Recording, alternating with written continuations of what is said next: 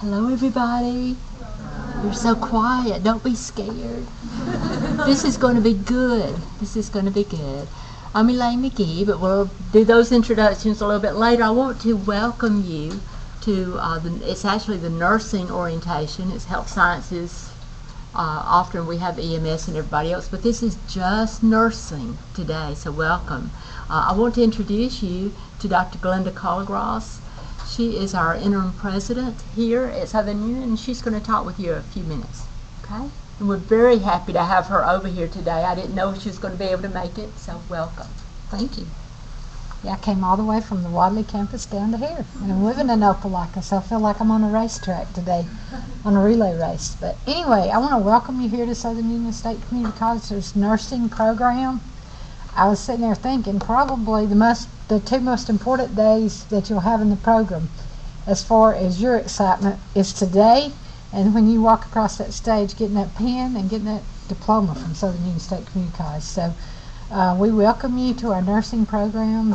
You've made a good choice. That's a good profession. It's a very needed profession, and you all look like you'll make great nurses one day. So I'm excited to be here, and I know you all are excited to be here because I know what it takes from you to be able to even get this far, to get into the program and get accepted. So congratulations, and on behalf of Southern Union faculty and staff, we welcome you to our nursing program.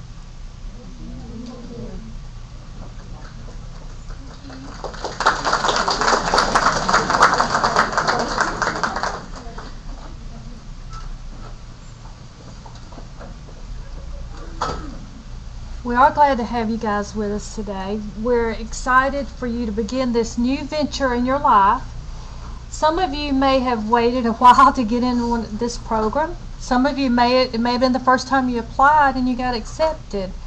But regardless, we are glad that you chose our school to be here.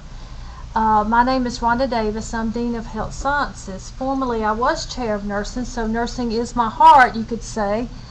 And now Elaine McGee is the chair of the nursing program.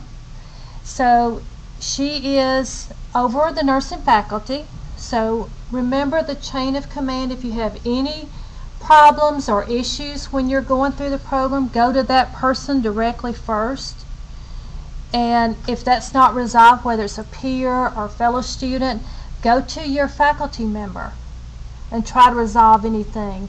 If that doesn't help, for instance, if it's a clinical person, go to the course coordinator, whoever your primary instructor is, and talk to them. And if it's, whatever reason you can't get it resolved, then please come see Miss McGee. Okay, her door is always open.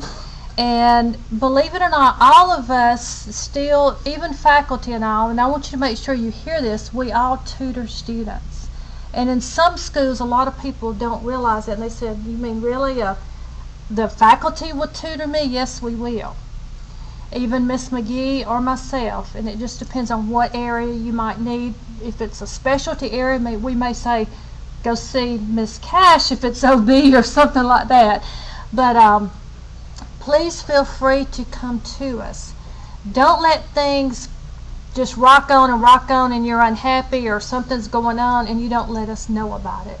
We're here to serve you guys. And I think a lot of times, sometimes people kind of forget that you're the reason we're here, okay? You're the reason. If we don't have students, then we don't have jobs. And we hope that each of you come into this program with as much passion. Miss McGee and I did go to nursing school together here at Southern Union. It wasn't on this campus back in the few decades ago, but we were on Valley campus. But we hope that you come into this with as much passion that I know that she and I have for nursing, because it is truly our heart. And I'm going to tell you, it is a very difficult program, so if you don't have the passion for nursing, you may want to reconsider your choice today. And I'm not saying that to discourage anybody. I am a realist, and I believe in letting you know firsthand it is a difficult program. So if your heart's not in it, and it's like sometimes we say preachers are mama called and papa sent. If your heart's not in it, then you may not be successful, or what's going to happen, and she and I have seen a lot of graduates do this, they go out and work a year or two and they absolutely hate it.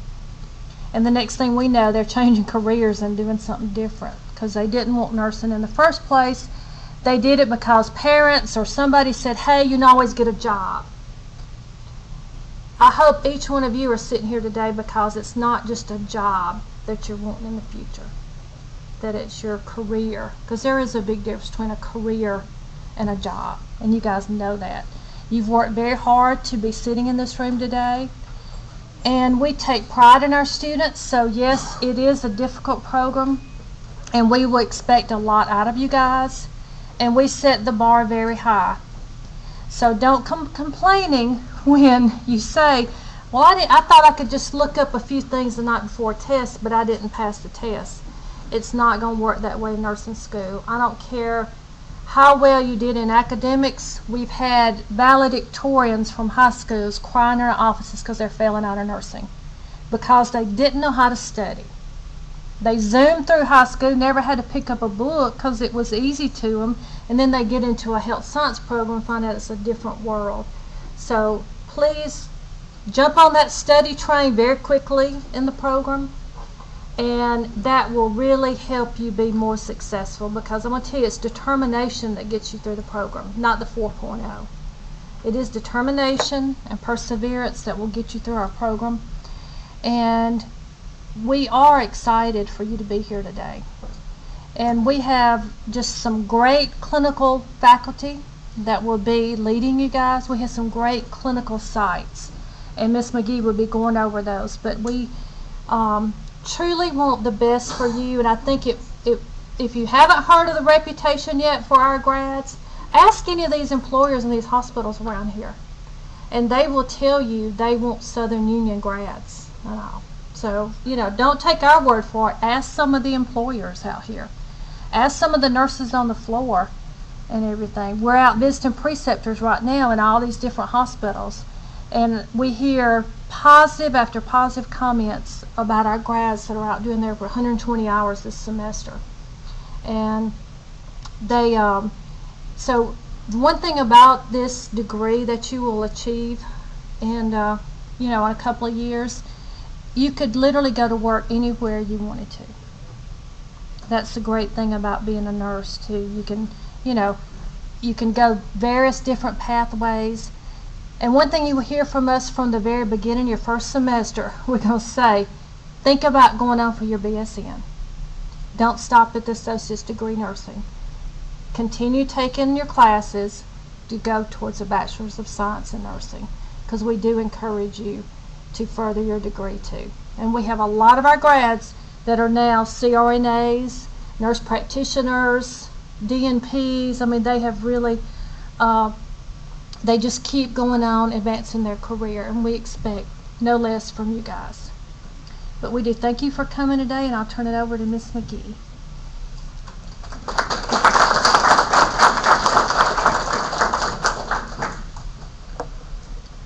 You guys, one of us that graduated a few decades ago. No, we both did. But I have to echo what Ms. Davis said. We are passionate about nursing. We take this very, very seriously, and we are strict.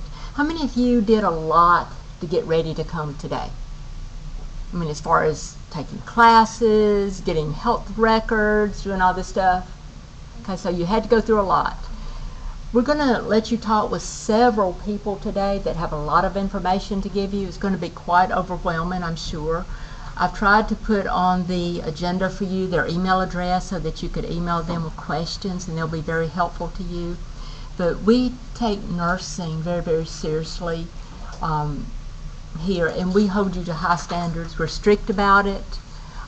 It's not personal, but we expect our job as nurses and your job as a nurse will be to protect the public.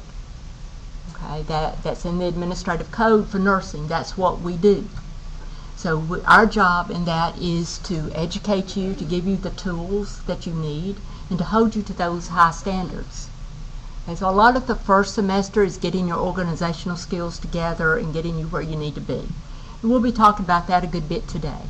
But I want to personally, as you guys are taking care of me and my family as I go out there, and I always say when I roll in on the stretcher, I want to look up and say, oh good, that it's a Southern Union graduate, rather than, oh no.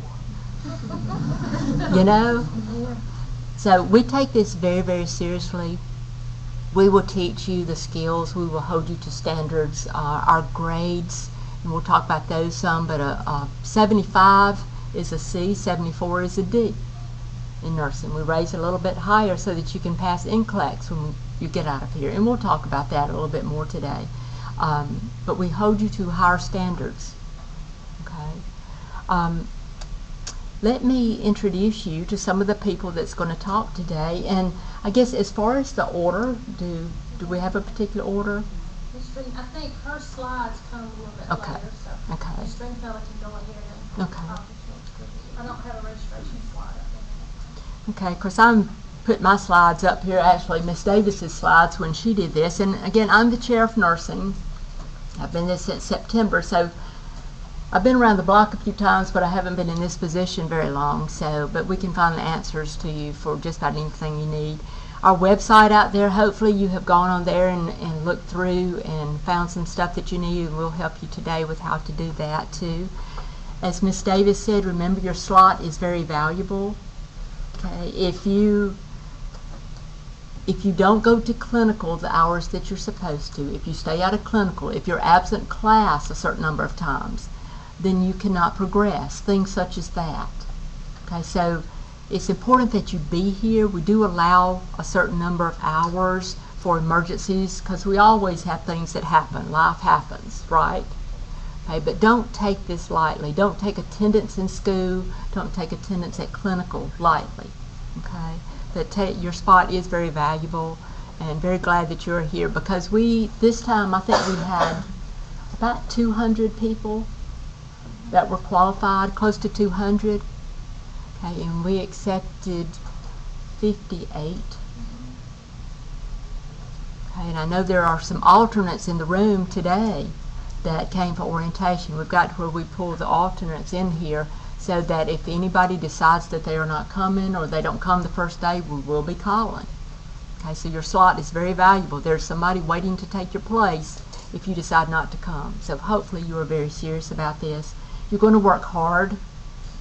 Okay, we're very serious about this. We're strict, but we also have a good time. Nurses do have a sense of humor, a very weird sense of humor, and we'll get into all that later.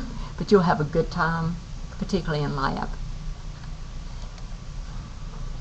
Okay, I'm gonna, is Miss Stringfellow's slide a little bit later here, or She just go doesn't through really here? have a slide, so she can go ahead and talk Okay. about Okay, we'll go over some of the things on here. A lot of the slide is just generic stuff. Key people that I want you guys to talk to today. We have Miss Catherine Stringfellow first. We're going to bring her up. She's the registrar. She is the one that has the transcripts and that goes through and say, did you do what you're supposed to do? And can you even be here? Is your transcript okay so that you can be here? Very, very important. There are deadline dates, and we'll talk about a lot of stuff today. Pay attention to those deadline dates. Have any of you ever flown on a plane or gone on a cruise? Okay, does the boat or the plane wait for you if you don't make the deadline? Neither will we. Okay, that's why I always say this boat's leaving with you or without you. So pay attention to these deadlines that we give you. Okay, some things don't matter so much, some things do. So I give the boat and the plane, okay, analogy there so that you can think of that.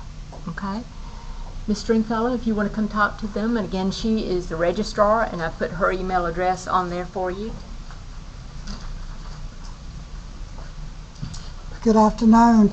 I cannot tutor any of y'all in nursing courses, but I do have a good ear.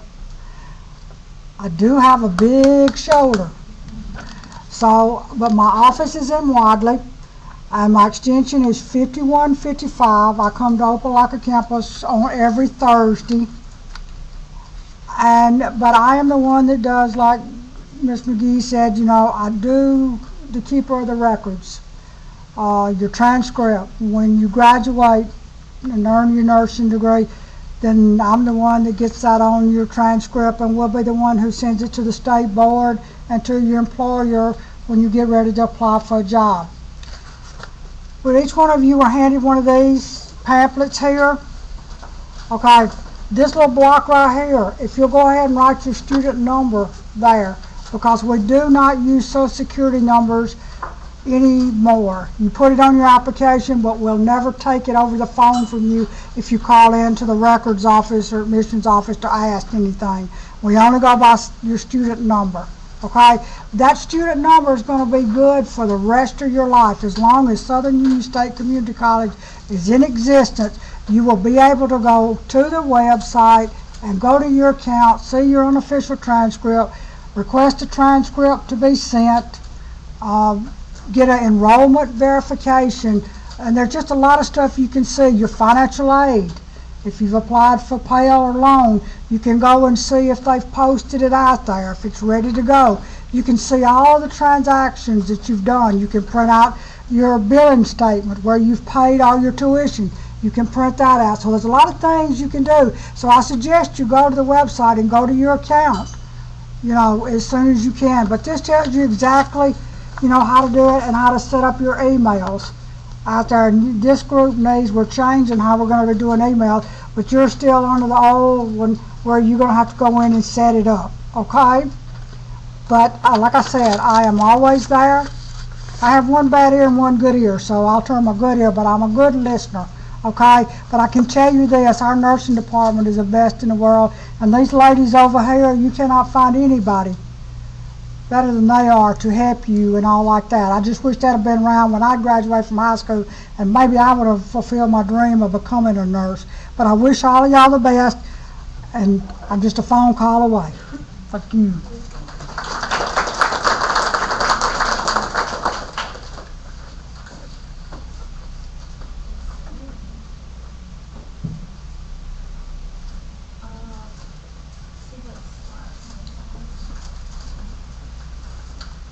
Okay, it talks about here on your slides, your handbooks. There's a copy of the nursing handbook, and this is what we go by as far as the policies and everything in nursing. It is on the web now for you guys if you want to look at it. Now, the first day of class, when you come in, we will direct you again in orientation to that. And we have to get the back page of the handbook signed and in your student file. And this will say that you have read and understood the policies. But if you want to be looking at that, it's quite lengthy, but it tells you all the policies as far as attendance, as far as uniforms, as far as everything is in the student handbook. And when you go on the web, if you look down the left-hand side, it says Health Sciences. You click on that, and then it opens up, and if you'll see Associate Degree Nursing, click on that, and then it will take you to, then on the right hand side it says Student Handbook. Okay, and that is the handbook that is in place right now. Okay. Criminal background checks. Have they done that? You guys have done that. Most of them, there's 10, I think we have not done yet. Okay. We ask a lot of you guys, and you probably think, what in the world with all the health records? But the clinical agencies have gotten more and more strict about what they require for you to be in the hospitals as far as health records and everything, and the criminal background checks. Okay, we need to make sure that everybody that we are sending to them is safe. Okay, so all of this is a requirement for you to be in nursing school. Lots of fees out there for you guys, and you probably have seen that already. First semester is very expensive because you have the majority of the books and everything, but the fees, but there are testing fees and everything. Some clinical agencies may require different things. Do the psych agencies require fingerprints? Only if we were to have to go to the Tuskegee, to the VA. The VA requires fingerprints. We have not used them in a while, but during the 2 years you guys are coming to our program, there might be a chance we would have to go back and use the VA hospital Tuskegee. That's why we leave that on there. So just be aware that they may, you may be asked to do something else that you have not been yet, but they ask for all these health records. Your CPR has to be up to date. And if ever there's a problem and you cannot go to a clinical agency, then you cannot stay in the program. Okay, because clinical is a large part of our classes. Our credit hours, our theory, our class time is 1 hour to 1 hour. So for every 1 hour, you have 50 minutes of us. Okay, in clinical, it's 1 to 3. So every credit hour that you have for one is 3 hours of actual contact time. Okay, so a lot of our time is spent in clinical and lab. Okay, but if ever you cannot go to an agency for some reason, if they tell us there's been a problem, if they say, I don't want this student here, then you cannot be in the program. Okay, yes? Excuse me, if I don't have CPR, how can I take care of that before the semester? There are lots of I'll go places. over that. Okay, That's a little bit- yeah, Okay. we'll talk about that. We offer a lot of classes of CPR, and CPR while we're there has to be healthcare provider. Okay, has to be healthcare provider. Yes. As far as the background check, once we go to the website, make the payment, is there something else we're going to get to let us know that they've received it, other than just the confirmation email?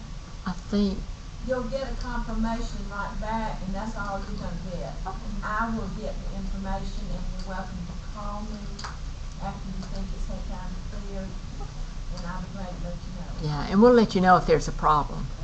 Okay. Ms. McGee, I would say if anybody is in, if one thing we have seen, we had a student, a facility, it was West Georgia Medical Center, did not want to let one of our students come there. This student was going into her last semester of the LPN program. So she had been there the second semester in that facility.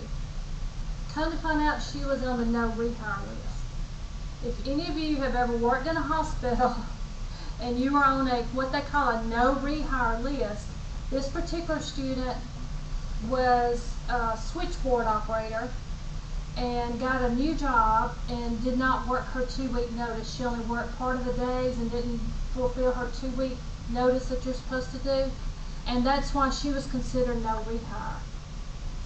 So that's the thing, if any of you are in that predicament where, you know, any of our clinical agencies, you are considered a no rehire status, then you need to get that cleared up before your name gets submitted to that hospital. Because it doesn't matter what semester it is, if you can't go to that agency, we don't just automatically look for another hospital that will take you. You are dismissed from the program. So just make sure, hopefully nobody in this room is in that position, but if you are, take care of it now. Because what they told me at West Georgia was the student had to go in front of the board and appeal it, HR, and all. It was between her and HR what she had to do. So just to give you a heads up. But sometimes things, you might be all clear at the beginning and then something happens 1 or 2 semesters later, and we don't want that to happen to anybody in here. Because for clinical, and we'll talk about that some more later, we have to send you to the clinical agency that has the best experience for whatever you're in. For OB, for instance, certain hospitals are very good for OB and some don't really do OB. So we can't just send you to another hospital if you have a problem with one. It doesn't work like that. So if you can't go to a clinical, then you can't be in the program. Okay. This is Ms. Leeds. This is a very important lady for you guys to get familiar with over the next little bit. This is Libby Leak. And she And I was here when they went through the nursing yes, she program. was. So I'm older than they are. But you are But you were a child worker at the time. You were a child worker. Right. But there's so many things that are required, and she can tell you, I mean, she can give you all this information and tell you what you need to do, and if it's up to date, and just check with her. Let me tell you guys, too, I mean, just a rule of thumb, you know, all your stuff, I mean, she's very good about keeping up with stuff, but just a rule of thumb in life. If it's important to you and you're going to need to have it later, make you a copy before you give it away to somebody. Do you know what I'm talking about? I mean, if you've got to have all these health records, make a copy. Miss Lee, again, this is Libby Lee. It's good to see all of y'all today. All your smiling faces. I hope I don't make you frown or something, but all right. I'm just going to go over a few things in the admission letter that you received. It gave you some dates to have your health records turned in. We suggested that you do not do your physical exam, TB skin test, and such as that until like December the 2nd. And the reason for that is your information has to be up to date through the last day of the semester. So if you go out today and get it, your, say, a physical exam, you're going to have to get that physical exam redone before you can even register for next fall. That's the way our contracts read with the hospitals, that your information is up to date through that semester that you're registering for. And it gets confusing, I know, but, and now you don't have to wait till then. That was suggested. That was just to help you out. But don't wait till December the 2nd to go get a titer drawn, because titers take longer. They may take a week or more to get back. So if you need to get some titers drawn, you might want to go ahead and see about doing those. But it's just physical exam, essential functions, TB skin test. Those things right there, okay? And like Ms. McGee said, make a copy of everything you bring to me. Don't bring it to me and say, oh, I forgot to make a copy. Make a copy, because if you don't make a copy, I'm going to send you over to, what is it, Learning Resources, to make a copy, because I want you to make sure you keep that. When you graduate, you're going to need this information again for your job. Does anybody have any questions about the deadline dates or anything? Yes. So for December 2nd, instead of just to do the TB test, essential functions, what else?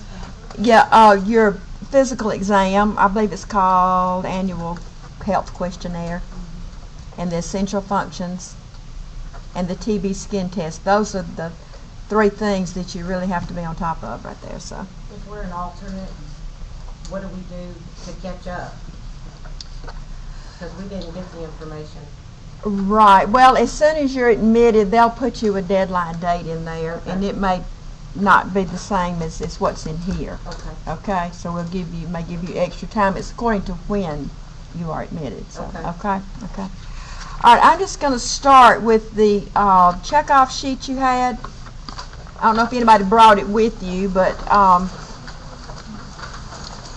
when you turn in your packet of information to me, I want this sheet turned in also. It needs to be on top, because I'm going to write dates and such as that on here. Make sure you put your name and student ID at the top, because if you leave it there blank, I won't know whose it is. But that happens quite often. All right, your physical exam, make sure that your physician fills out everything on there, especially number 5 is missed quite a lot. Did anybody bring one of those? You've got yours, but that number 5 says, what does it say? On the basis of the examination on this day, I approve the student's participation in health sciences clinical. Yes. Yeah. So your physician's approving you, saying he or she approves for you to participate in clinical, and that he marks it yes or no. I know that's a simple little thing, but we've got to know where the physician says you can or you can't, okay?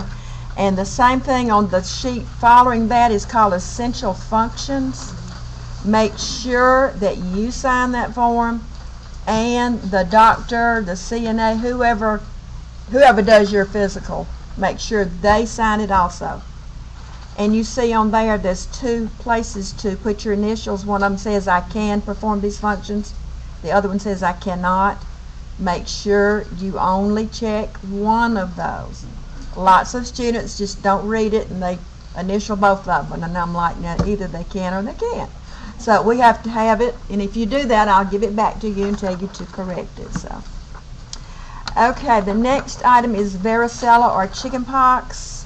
This is probably the one that students get most confused on. If you have had chickenpox in the past, now listen carefully to this, that does not mean you are immune to chickenpox.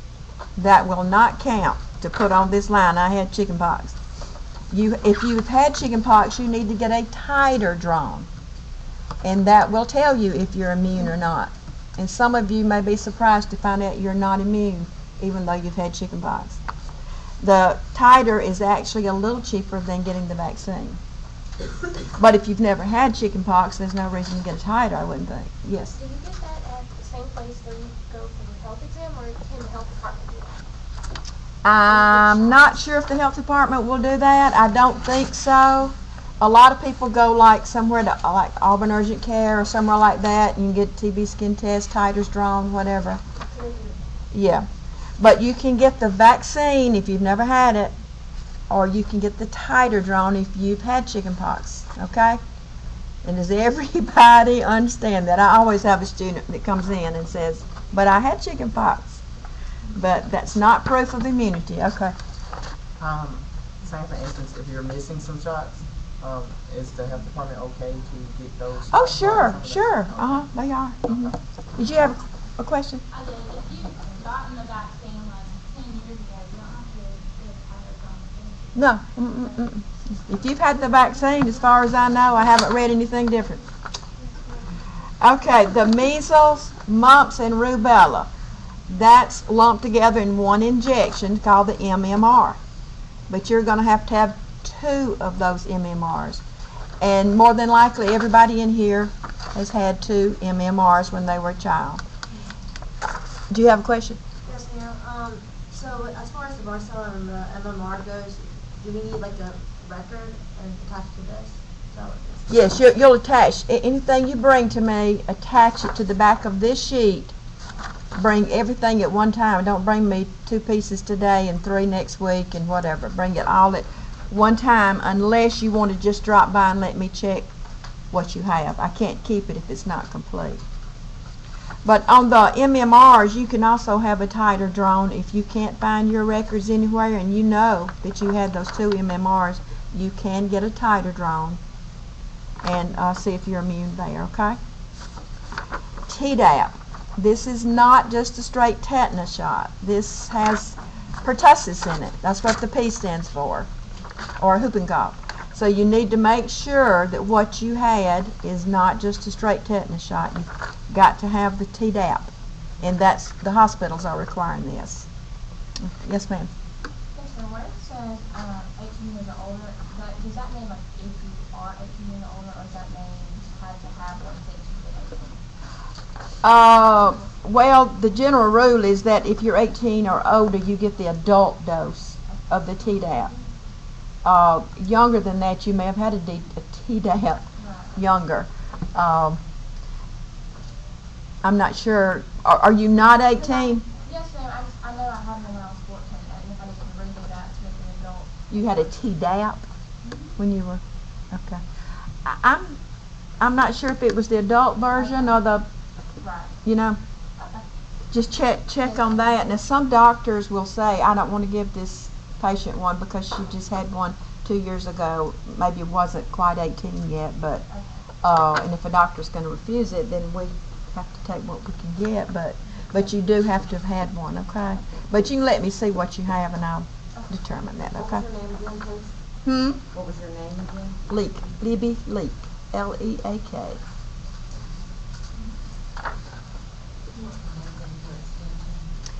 Yeah, I think it's in that letter. It's 5547 is my extension.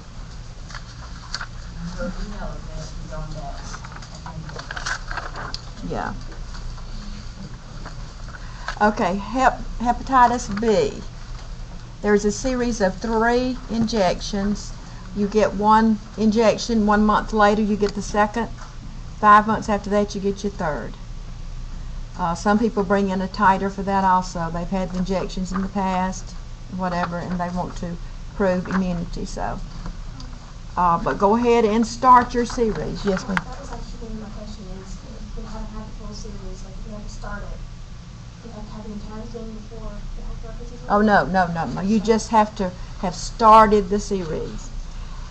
And remember to get the others when they're due, or you won't get to register for the next semester.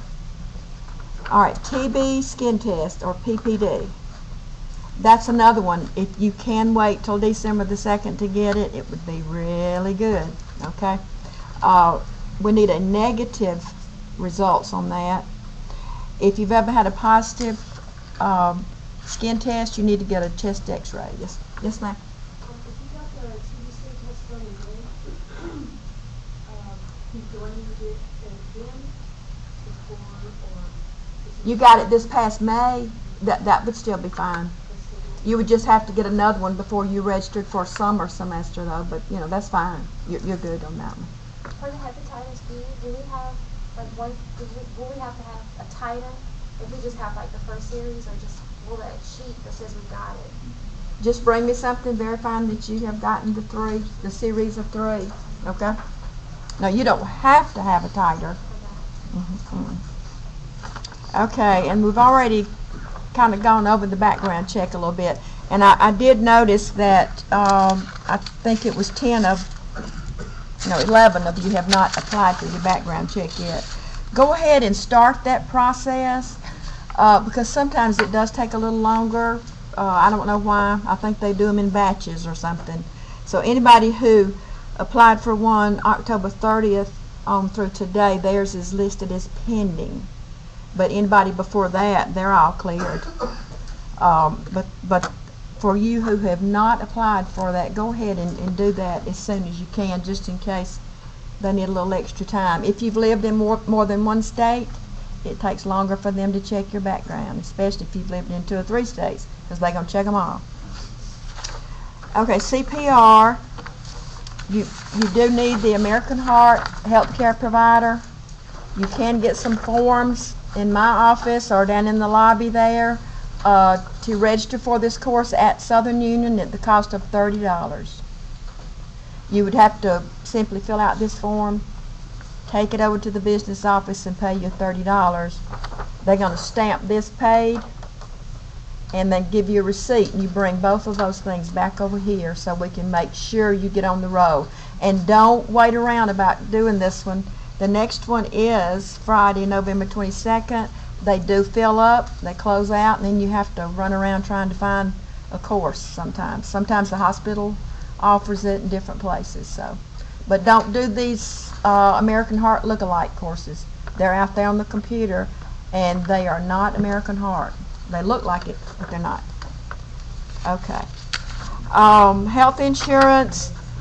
If you have, Oh, I'm sorry. No, you're fine. I'm enrolled in a first aid online class and then going to certified that way. First aid, we can't take a first aid course. Oh, but you're enrolled here? Oh yeah, that will be our course. That'll be the one that we offer. I'm sorry, I thought you meant the card was going to say first aid. No, ma'am, she just offers BLS and CPR. Oh yeah, because is it Amy Rogers? She's the one who's certified. Yeah, but she's the one who does all of these anyway. So yes, you're fine. I'm sorry. Misunderstood. Okay, any other questions about CPR? There is, let me mention one other way. If you're already certified and yours is going to expire before spring semester starts, you can do it online. You can do the written part online. On the back of this CPR registration form, there's instructions of how to go online and complete the written skills parts, part 1. Then you have to get with Ms. Rogers, the one who does our CPR courses here, set up a date to come in and do your checkoff. You check off on your skills.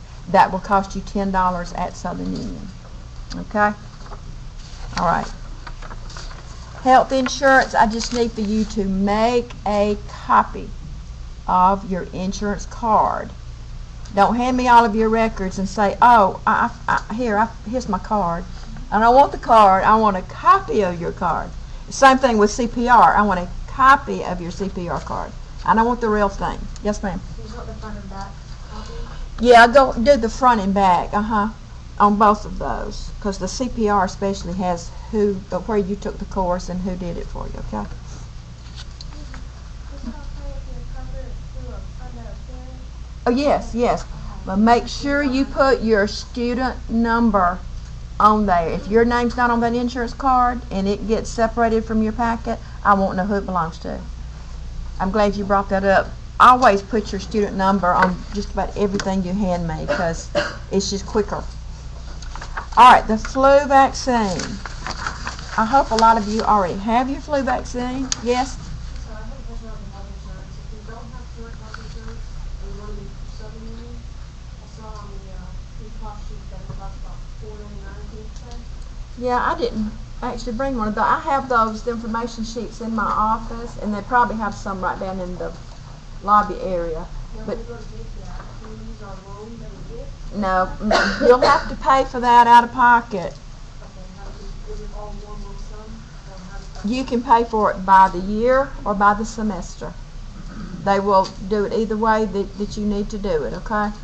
Some people do both of it. Most of the students do it by semester just because they're just living from one semester to the other. But, okay, is that all the questions about that? Let me go over one thing. Other thing is the flu injection. I just want to tell you what you need to bring in to me to prove you got it. If you go to a pharmacy, they're going to give you, a lot of pharmacies will give you something like this. I can't take that. That's just a receipt. It says customer receipt. And just because you paid for it is not proof you got it, okay?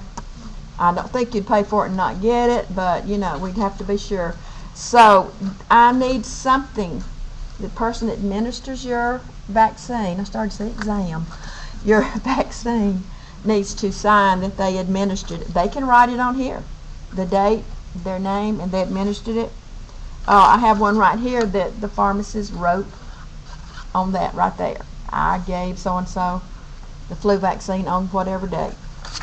But just bring something in with a signature on it. Most pharmacies will give you a sheet back that has that on there.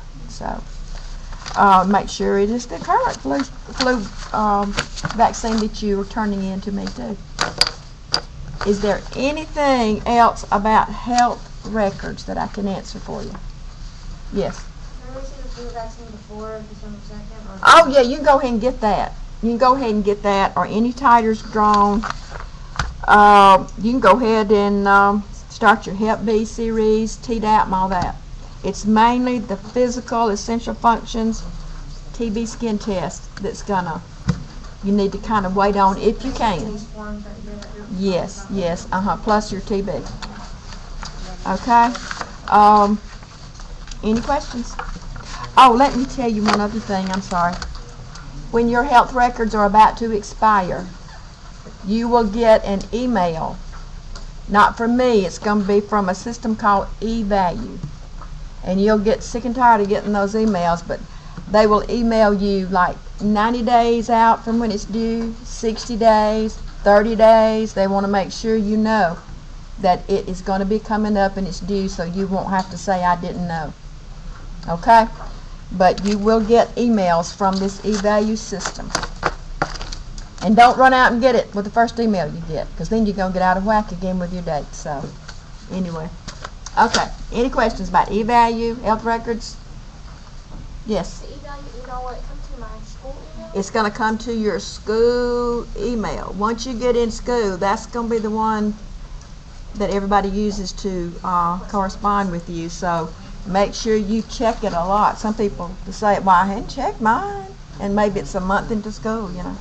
So make sure you check that.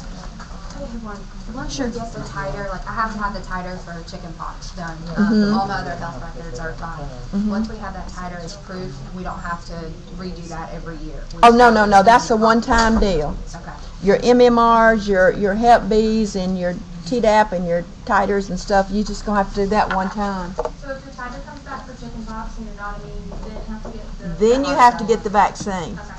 Because we don't want you, having a patient with it and you spreading it around and all, so, yeah. Okay. Alrighty.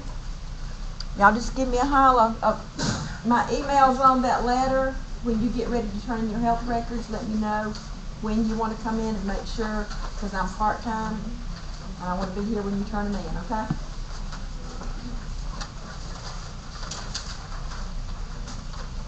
Okay, we're going to talk a little bit more about urine drug screens later. I'm not sure. Let me find Miss Davis's slide. We're going to let her talk to you right quick, and we may come back to this.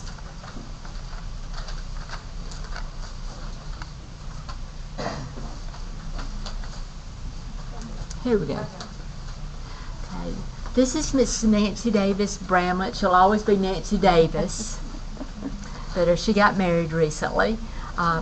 Very, very important person for you guys to know. All of these people are, but she's the health sciences advisor. Okay, and we've been working together a long, long time too. 2 decades. Yeah, a few decades.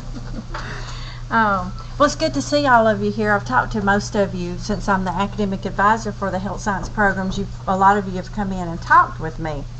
But I want to kind of separate you into 2 different groups right now as I'm talking, because I need to know how many of you have never attended Southern Union. I need you to raise your hand.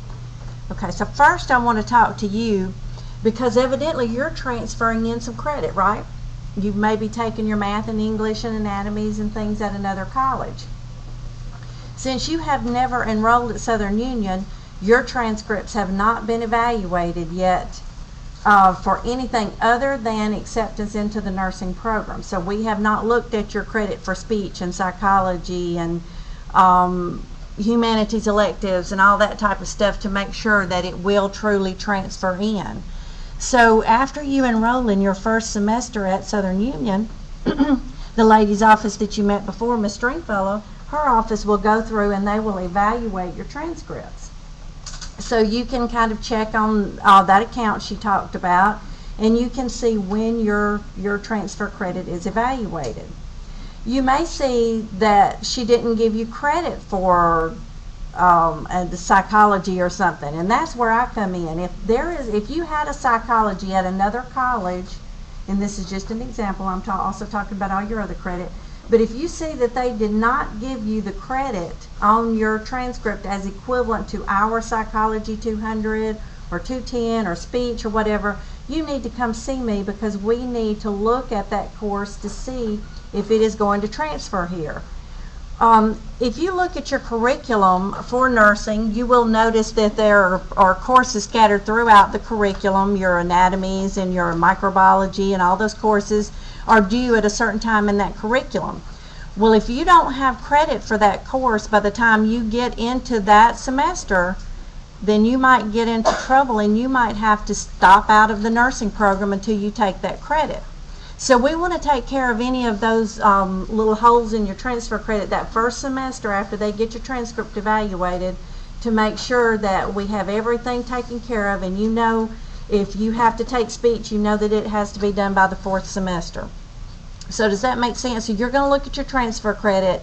If you see that something is missing that you think should have transferred in, come to see me or email me, and I hope my email address is on there. Email me and I will take a look at it, and I might tell you that you need a course description. Now also, I keep an eye out that first semester, and I will send you an email and tell you if I see that something is missing that I can't find on your transcript, and I'll tell you that it's due by a certain time in the curriculum. Make sure you look out for that email, because I won't send it again. I'm not going to track you down every semester and remind you to take that psychology course. If you don't have that psychology course by the time it's due, then it's going to stop you from registering for the next semester, and then your only recourse is to go talk to the dean and see if there's anything that you can do. But in the past, some people have had to be out of the program because they didn't take the courses when they were due in the curriculum, and we don't want that to happen to you, okay? So do you have any questions so far about your transfer? Yes. Last semester I completed everything that was necessary for nursing and decided I want to stay in school so that my brain stays in the school. The stuff you're taking in front of me right now, CAT, it's for the bachelor's. So, for me to get, I already have given you guys one of the CAT ones that has all that stuff on it, but since I'm still going to school, it's still in the process. Right. Then if it's going 18th, I know that school starts, or program starts on 6th. How can I get it here faster? I do not want that to be late. They're not going to evaluate your transcript until they have what they consider an official one, which means a completed one. It has all your grades on it. If it says something's in progress, they kind of put it in a special place and they don't evaluate it until the official one comes in. So if I need to have Pratt send another one, is there anything I can do to make sure that that gets there or here fast? Because I know financial aid's getting held up from it and everything like that, so. I don't know of any way that you can do it because all colleges have a certain timeline that they process everything at the end of the semester. So you might talk to them to see if they can expedite it, but that's going to be up to that college. It would be up to their policies. Maybe you can ask the financial aid director. She's here to talk to you in a minute, so maybe she can tell you a little bit more about the financial aid piece. But the registrar's office is not going to even evaluate it until they see you are registered for courses. They won't even start evaluating them until they see you're registered and paid. Since we don't charge any type of fees or anything, they don't evaluate your transcripts until you're actually registered in your first semester. Yes? So the official transcripts has to be in by the first semester? Well, it depends. We sometimes have people who are at a school that's on a different schedule, I guess. And perhaps you are registered in a course that's going to end the middle of January or something, because not all colleges follow that typical guideline of times like we do. You have already sent the transcripts evidently that you needed for admission, but the registrar's office is not going to evaluate it until they get that final one. You just need to make sure you keep an eye out, and now, are you planning on taking courses next semester? Why are you concerned about it not being here during your first semester? I'm just saying, I'm currently enrolled in a different school right now, so do I need, whenever I finish with the classes, do I just submit the final? Yes, if you're not enrolling there next semester, then yes, send it at the end of this semester. I thought you meant you were still going to be enrolled next semester while you were taking nursing here, which is going to be a stress for you. Yes, ma'am. Do I still need to submit my grad school classes at the end of this semester, or do I not have to do that anymore? I don't have to do it for the admissions process. I'm not sure about the grad school courses. You'd have to talk with the registrar's office and see. I know you did for admission, but I'm not sure about that one. I wish you'd asked that question of her, but she's already gone. Yeah, contact Miss Stringfellow, and you've got her extension and everything, and ask her about that one. Yes, ma'am. So when do we have to have a transcripts absolutely in to have everything clear and ready to go for the first semester? Well, financial aid, if you're planning on them paying for it, she's going to tell you a little bit more about that, because I know there are other people in here in that same situation. She can tell you more about that. As far as we're concerned, for us, we've already admitted you to the program. So if your transcript came in the first couple of weeks of the semester, you're fine. It has to be here before the end of your first semester. But we hope you won't wait long. Yeah. Okay. But she can answer the questions about how it affects the financial aid part of it. Okay, now I have another question for you. Is there anybody in here who has not had their first anatomy and a math class? Good. Because I was going to tell you that if you have not, then you need to register as soon as possible when the web turns on, because there will only be a specific time that you can take a course, an academic course, with your nursing schedule. And if you wait around and that class fills up, then guess who's out of luck? We're not going to hold a space for you in that academic class, so you're going to be responsible for getting into it early on, and that includes any other class you have to take when it's due in the curriculum. You get online as soon as the online registration starts, and you can register for those classes. Now, with your nursing classes, you can't register until you've turned in all those health records and Ms. Leak has cleared you to register. But if you need an academic for next semester, you're on hold right now. If you need an academic, you need to come and see us early on so that we can register you, because you're on hold and you can't register on the web just yet. But once she clears you with your health records, even if this is your first semester at Southern Union, and I know a lot of you are going to still call me and ask me this because the records office says your first time you can't enroll here online, but yes, everybody in this room can register online for their nursing classes their first time that they're at Southern Union. There is a process in that little pamphlet that Ms. Stringfellow gave you about how to register online. It's really easy. You can start registering on the 14th if you're not a currently enrolled student. The 14th of November, as soon as your health records are done, you can enroll. Anytime up until January the 5th, you can enroll online without a late fee. You can come in person and you can register if you have to, if it won't let you register online, but we prefer that you do it online. So most of the time, if you come in to see me, I'm going to take you out to the lobby and put you on a computer and ask you to register out there. So go ahead and try it online. And then if you have a problem and it won't let you register, then you need to see us about it, okay? But just wanted to make sure that you know that you can register. You don't have to rush to get those health records in before Christmas because your nursing classes are going to be saved. Until you tell us you're not coming, we're going to keep your spot in those nursing classes until you don't show up the first day of class. If you're not coming, we hope you'll tell us, though, because there are alternates in here who would love to have your place. So please let us know if you've changed your mind. But we will hold your space in the classes. We just can't hold your spaces in the academic and the anatomy and the math and those types of classes. Do y'all have any questions about registering? Yes. I have taken the math and the first anatomy. I'm assuming that it transferred in. Would I know already if it didn't? Have you applied here? Have you attended here? I'm sorry, not applied. Okay. No, there is no guarantee because what Ms. Minifield looks for when she admits you into the program is that you're eligible for college level math. It does not mean you've had it. So you need to come and see me. I'll be in my office later this afternoon, but everybody can't come this afternoon.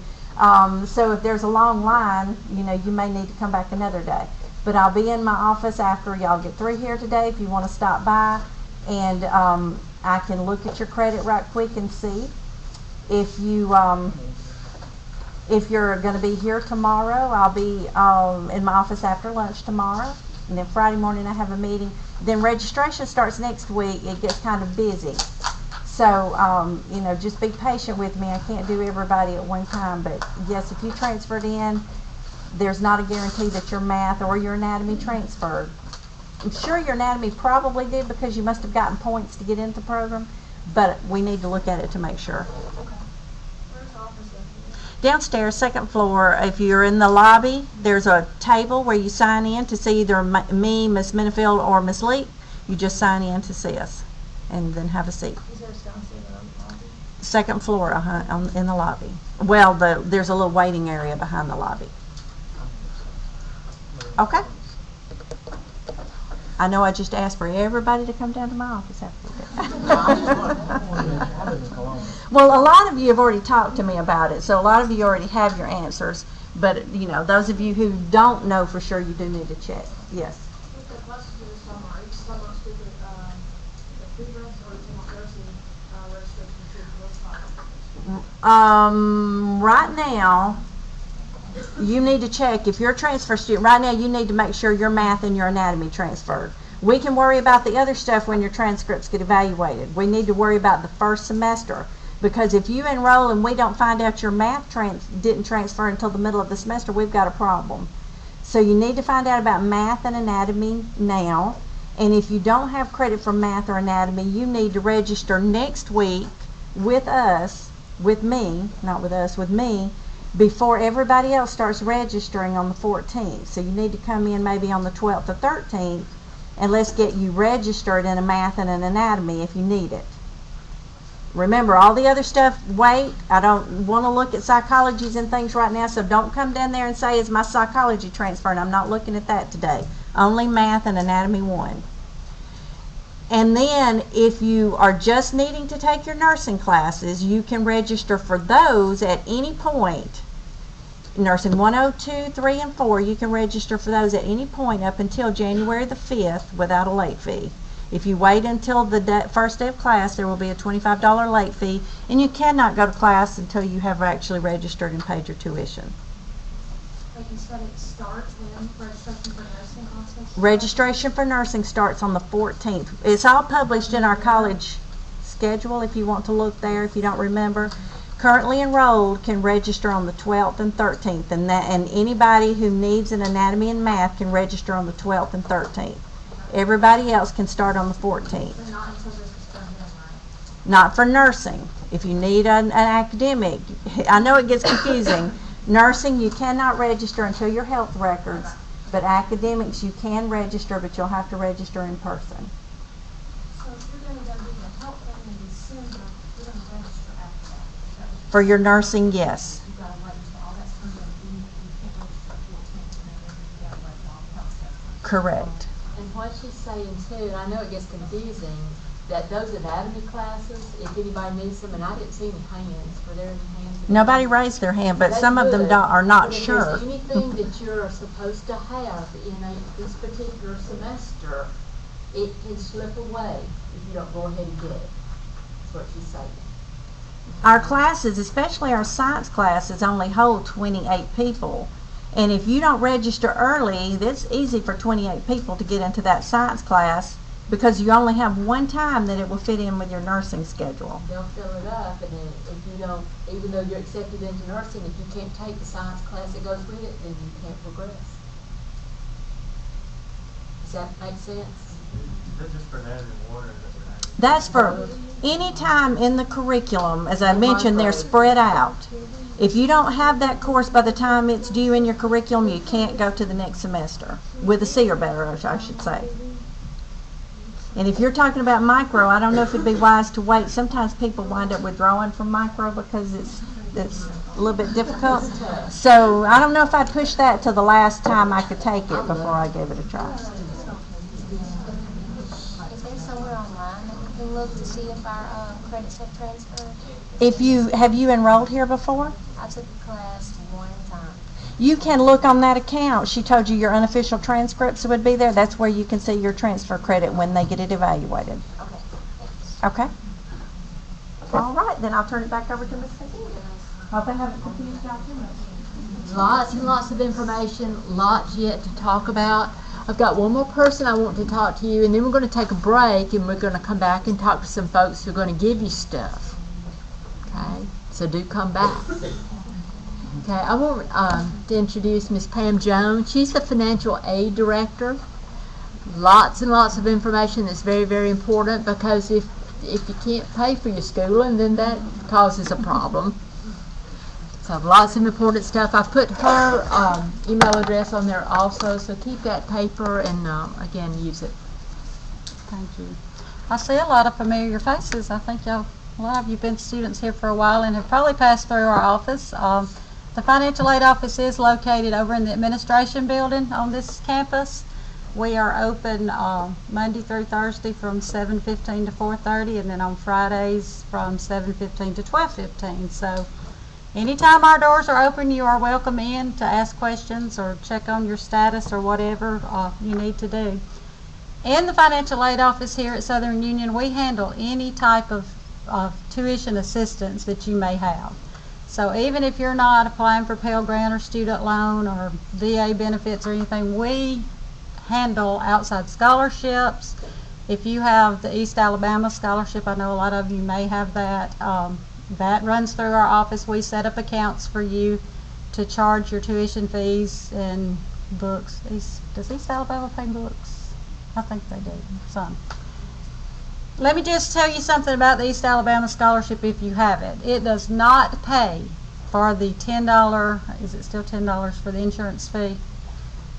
So every time you register, every semester that you register, you have to pay 100% of your fees before your schedule can be saved. A lot of students get dropped at the end of registration day when they think they're registered just because of that $10 fee.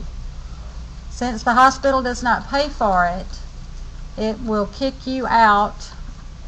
We will drop you. Then when you start classes, whenever classes start, you're not going to be on the course roll, and you're going to be calling and saying, why did my schedule get dropped? And you know, if you're trying to get into an academic course, then it might mess you up getting that anatomy or that math that they're talking about. So every time you register, make sure that you are completely in paid status, and that means paying that $10 late fee, insurance fee out of your pocket. Also the late fee, I mentioned that too. If you register late, you're responsible for that also. If you are wanting to apply for the Pell Grant or student loan, you have to complete a FAFSA. How many of you know what a FAFSA is? I'm sure all of you probably have done one or two. If you haven't done one for spring, it's not too late. Our deadline was November the 1st, but we are actually in pretty good shape with our processing, and we would urge you to go ahead and do that as soon as possible, because it takes us 7 to 10 days to get your results after you fill it out, and then we continue processing from there. We had some questions about transfer credit and financial aid. Even though the college gives you 1 semester for admissions purposes to get all your transfer credits or transcripts sent to us, if we award you financial aid, we have to have official transcripts on file at the college, because we have to evaluate your prior credit and make sure that we are not paying you for classes that you have already taken and successfully completed. So that is a federal law. We do have to have all your transfer credit, and it does get evaluated as soon as it comes in if you're applying for financial aid, so that doesn't hold you up on your financial aid processing. If you haven't done your FAFSA and you go home and do it tonight, which would be a good idea, our school code is 001040, just like the tax return. Just remember that. You won't have to search through the database and find Southern Union. You can just key that code right on in. Okay, so for the Pell loan, you have to do the FAFSA. If you want a student loan, or if you need a student loan, only apply for the amount that you think you need. Don't just max out just because you can, because this is my opinion. You don't want to graduate and get you a good nursing job and then you're going to be $20,000 in debt. So I just recommend that you only borrow the amount that you have to have to pay for your educational expenses and some living expenses. So, but if you do get a loan with Southern Union, there's a separate loan application. It is on our website, or you can pick one up in our office. It is an institutional Southern Union only loan application. On that application is a set of instructions on how to complete the process here. There's several steps that you have to do on the studentloans.gov website. If you have to complete all the steps before we can certify a loan and actually disperse you any loan money. When you get financial aid, whether it be the Pell loan, VA, PACT, scholarship, WIA, TRA, if you are eligible for books on that financial aid account, you may use your account in our bookstore here on campus. Kevin is here. He's going to talk to you a little bit more about it, but for financial aid purposes, I want to make you aware that there are only certain dates that you can use your financial aid in our college bookstore, and those are posted all over campus. They're posted on our website. I think they put it on Facebook now, but for spring semester, I have to get my glasses. November the 12th is when you can start buying books in the bookstore on your financial aid, and the last day is January 13th. So between those days, you are able to buy your books. After that day, you'll have to wait till your money's dispersed and walk in and buy them with your debit card. After your tuition fees, books, whatever other charges are covered, after we disperse all that, after we charge all that out, if you have any money left over on Pell or loan, or if you're due a refund of any kind, you're going to be issued a debit card. It's a Discover prepaid debit card. You'll receive it in the mail if you don't already have one. If you've had financial aid here in the past, then you probably already have one. When you get that card in the mail, activate it according to the instructions in the packet, and any money that you're due from us, we will load it on that card, and your Southern Union email account will be notified. So you will be notified through that account that you have money loaded on your card. SAP, I'm going to talk a little bit about SAP. It's Satisfactory Academic Progress. Nursing students are a lot different than regular students because you pretty much know all through the semester where you stand. But just in case you don't meet the Satisfactory Academic Progress for federal financial aid, we can take it away. If you want to read in our catalog, it's in there, all the steps we have to measure, your GPA, your completion rate, but it's usually not a big deal. with nursing students that you lose your eligibility and are just totally shocked over it. So, but familiarize yourself with the financial aid section in the catalog so you'll understand what your rights are and, you know, or your responsibilities are in maintaining your aid. A lot of you probably have been in school for a while trying to get into nursing, and you've accumulated a lot of hours, and that's one of our SAP policies that we have to look at. If you have exceeded the maximum number of hours in order to get your nursing degree, you have the right to appeal for financial aid purposes. We have an appeal form that's online. You can fill it out. You can submit it to the financial aid office, and whatever month you submit it, like if you submit it in November, we'll meet in December. If you submit it in December, we meet in January, and we'll notify you within 2 or 3 days after we meet whether or not your appeal was approved to pick up, and you can continue your eligibility as long as you maintain the appeal guidelines that we set forth for you. So that's pretty much all that I have. Does anybody have any questions? Yes, ma'am. So when do we have to have, when we're still active for another school, when do we have to have a transcript for? If you are depending on your financial aid to pay your tuition and fees, then it needs to be the day you register. If you're going to CAC right now, I know CAC is pretty good about getting, you know, you can go ahead and submit your transcript request and just put that you want it sent at the end of term after final grades. Because if it comes now, it's going to say in progress, and we can't, the way the records office won't evaluate it if it says in progress. So when does the term end? I just want to make sure that they get on it and not, you know, pressing it when it's still one. See, what will happen is we go out the 20th. That's our last working day. So it'll come through the mail while we're out on Christmas break. So we have a few days when we come back that we'll go through the mail and get everybody caught up that we can. To get from CAT to here, so no, that's not that far. So. No, it won't take long. I think you'll be good, but I mean, if you need an academic class, you may want to go ahead and register for it. Okay, and pay. So you can just wait until the 5th or whatever. I'm talking about to register if you need your financial aid to pay. So, okay, yes. I want to see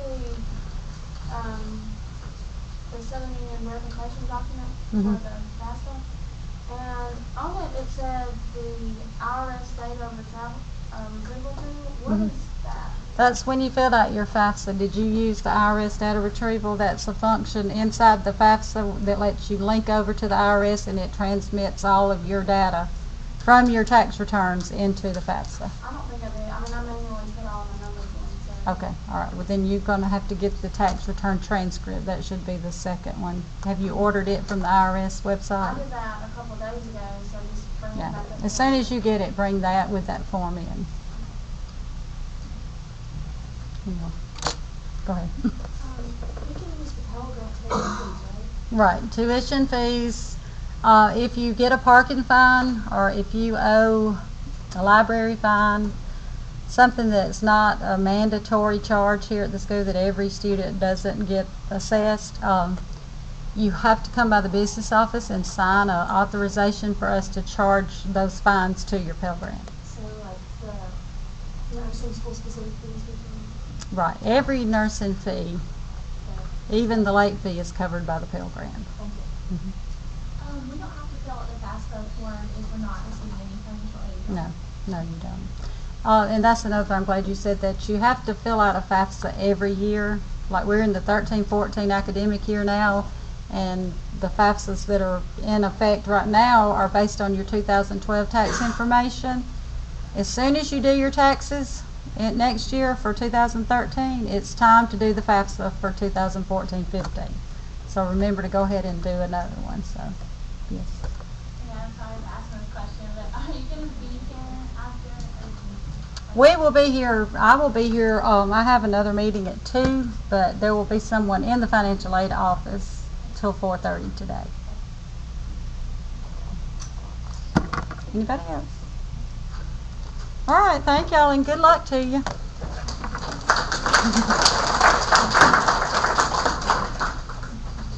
you guys know there's going to be a test afterwards where we're going to ask you all this stuff? Not really. Not really. Let's take a break, about 10 minutes. Okay. I'll take about 10 minutes, come back, and we're going to have door prizes, and we're going to have the book people to talk to us and the bookstore people to talk to us. Okay. Bathrooms are on all 3 floors. There's a lot of them down on the 1st floor, but there's some right out here and then some down on the 2nd floor.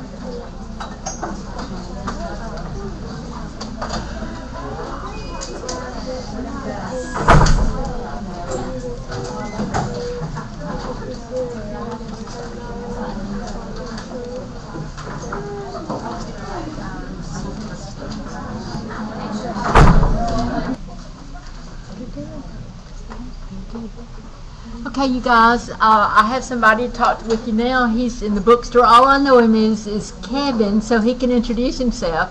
But he's brought goodies with him. He can tell you a little bit about the bookstore, and then we'll talk about the goodies that may be available. Okay, but welcome, Kevin. You'll have. What is your last name? Keys. Keys. Yes, ma'am. Like car keys. Oh, okay. How you guys doing? My name's Kevin. I'm the assistant book manager for the college bookstore here on campus. We have a bookstore here and in the Wadley location. I don't know if you guys are all going to be, are you guys all taking classes here, or some of you in Wadley? Okay, well, all right, so we're a Barnes & Noble bookstore. We've been here for about 4 or 5 years, I believe. We're located over in the Student Union, which is 3 buildings down that way, just past the administrative building. We're located right next to the cafeteria, which is not open right now, but will be open hopefully soon. We're kind of tucked away in the corner by the bathroom, so it's kind of hard to spot, but we're putting new signs out so it'll be a little bit easier to get to us. We do have a website that you guys can order books off of. That website's called susccopelika.bncollege.com. That'll work off both campuses if you guys ever go to Wadley to take classes. When you order books offline, you can have them delivered to your house for free, or you can just pick them up in the bookstore. And with our books, we just started a new thing last semester we call dynamic pricing, which has allowed us to lower our book prices pretty good bit. So now we offer up to 6 different prices per book on most books. I know probably you guys will probably buy all of your books, but you do have the option to rent books, which is a lot cheaper. And you'd save up to 50% when you rent a book, and you can rent new or used.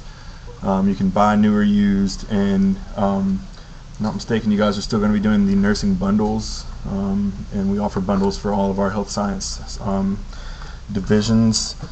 And with our bundles, we can have the book bundle or the ebook bundle, and the book bundle does include the ebook bundle, or at least it did. I'm not sure if it's going to be the same this coming up semester. Okay, yeah, so she'll tell you that. It's actually just one option at a time. Is it just one option? Okay, never mind then. Okay, well, I guess you're stuck with whatever she says. But that's pretty much it. There's really not much to it. Ms. Pam Jones, the financial aid director, was telling you about the FAFSA. You guys can use that on anything in the store, and you'll need to have your student IDs. Student ID is how you're going to buy things when financial aid is opened up. There's a little barcode on the side of that we'll have to scan, and that'll come straight off of your financial aid. We accept all kinds of financial aid in the store, and you can get anything in the store except for food and drink on that. Now, when the money goes to the Blue Discover card that you're going to get after financial aid is cut off, then you can use that for anything in the store, including food and drink. But that's about it. Like I said, there's really just not that much to it. It's pretty simple. If you have any questions, then we're open Monday through Thursday from 7:30 to 5, and on Fridays we'll be open from 7:30 to 11:30. And during the summer semesters, if you guys are here on the summers, we are closed on Fridays. But we'll do anything you need us to do. We'll help you in any way we can. And we sell more than just books. We have all the school supplies you'll need, paper, book bags. We have a huge selection of clothing now that we just started. We just started doing clothing. And we do have discounts and sales and promotions all the time on everything in the store. So that's a big way to save money for you guys. Do you guys have any questions for me?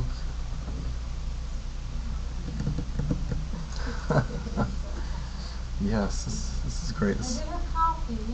Yeah, we do have coffee. We offer coffee also, and with other stuff we do offer. We have tablets and computers. Right now we have 4 different types of tablets.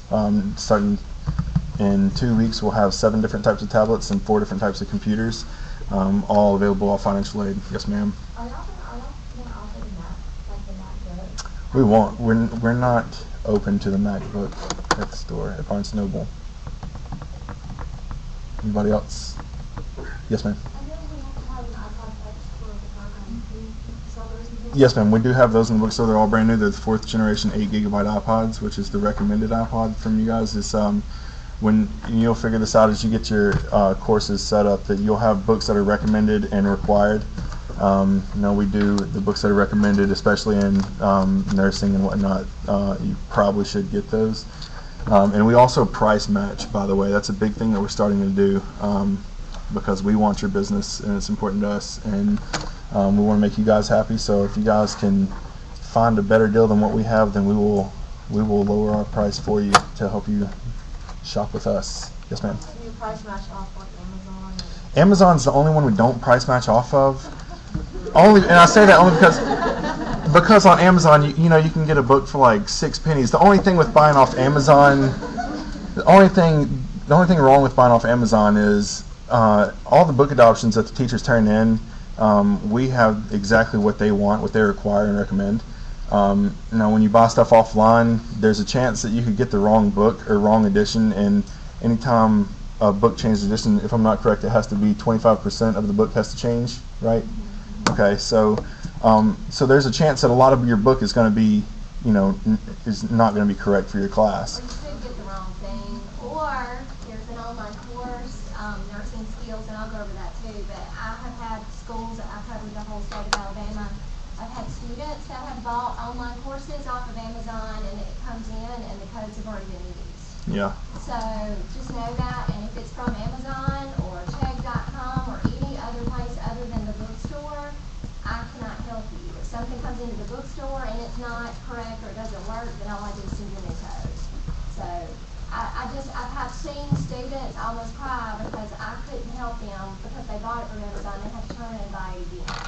So just know that. Yeah. Yes, ma'am.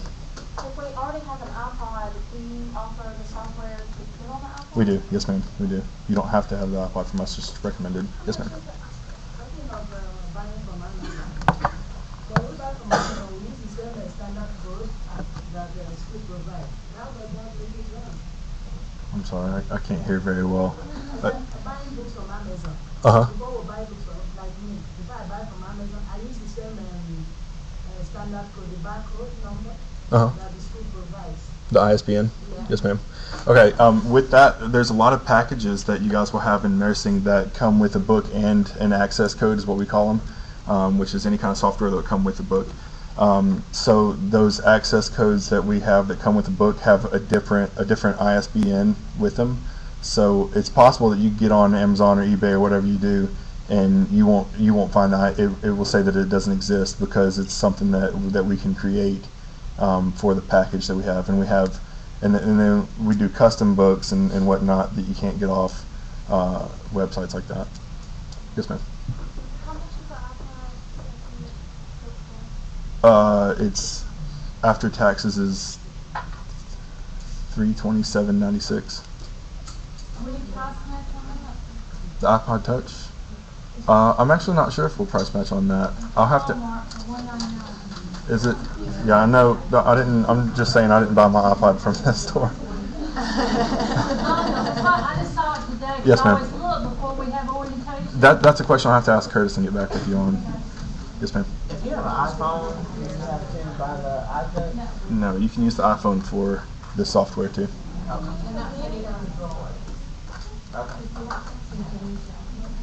Does anybody else have any questions? I'm sorry? She asked if you can use the software on an iPhone as opposed to having an iPad.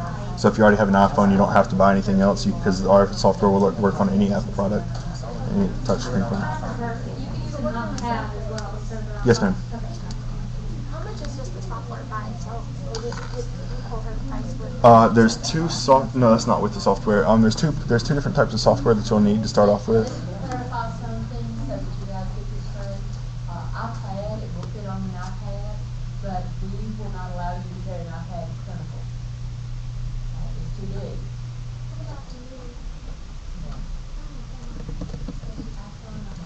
gotta be an iPhone or an iTouch. It won't fit on the drawer. One of them's $50 and the other's $100. Ma'am? Yes, ma'am. You will. Yes, ma'am. Yes, ma'am.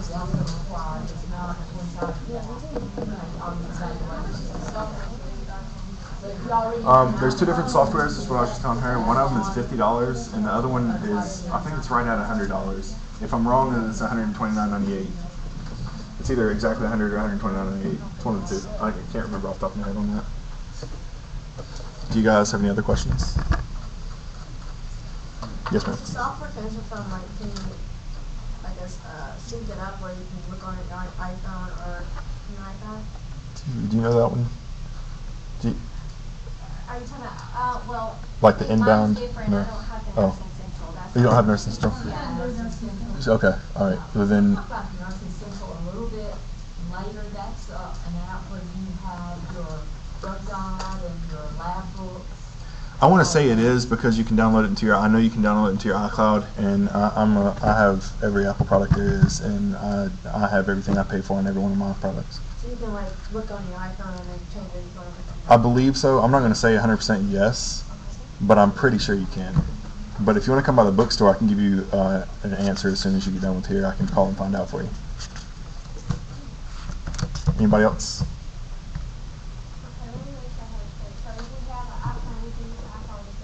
Yes, ma'am. Yes, ma'am, you can. Anybody else? Nope. Yes, ma'am.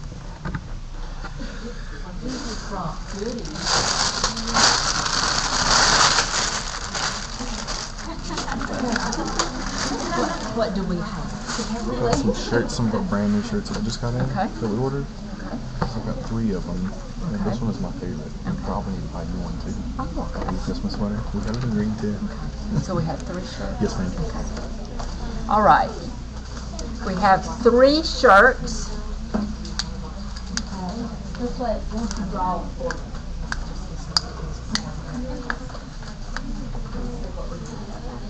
Okay, who has 636470? Look at your ticket.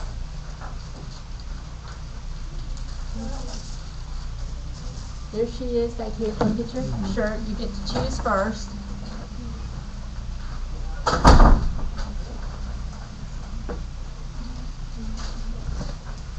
Choose which ones. This is probably the most exciting thing in the store right now. Yeah, I designed that. It's awesome. It comes in green also. You can, if you want to bring them to the bookstore, I'll give you whatever size you want. Okay. You need this? Yes, sure. Thank you. Okay. This one for me. Okay, 636472.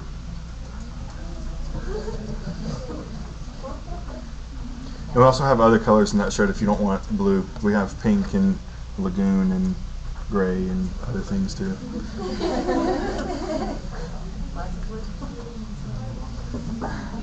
Everybody gets a nursing magnet today, so nobody goes away empty-handed.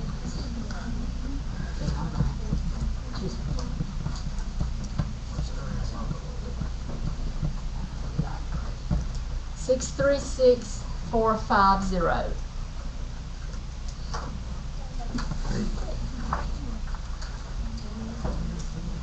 Just saying.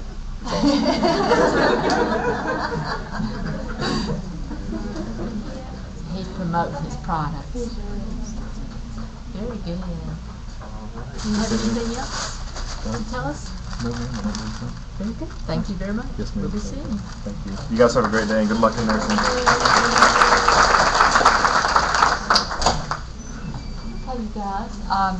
We ready for Miss Potter? Miss Davis, do you have anything? I was just on our website, there is a link to that Nursing Central, and I don't know if it had been a 10%, I think less than the bookstore, but they can check it out.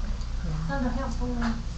Yeah, and we'll talk about the application a little bit that you get. It's the Nursing Central that you use in clinical, and it's a whole lot easier than what we used to do. We used to have students to show up with book bags on wheels or suitcases with every book they ever owned. In clinical, in the hospital, the space is very precious. So now you've got everything just on your iTouch, so it's really, really good. Okay, but we'll talk about that a little bit later, but you can get it on your phone. You can also have it on your computer at home or your laptop. Okay, now you guys, I'm going to let Miss Amy Potter talk with you. She's with Elsevier.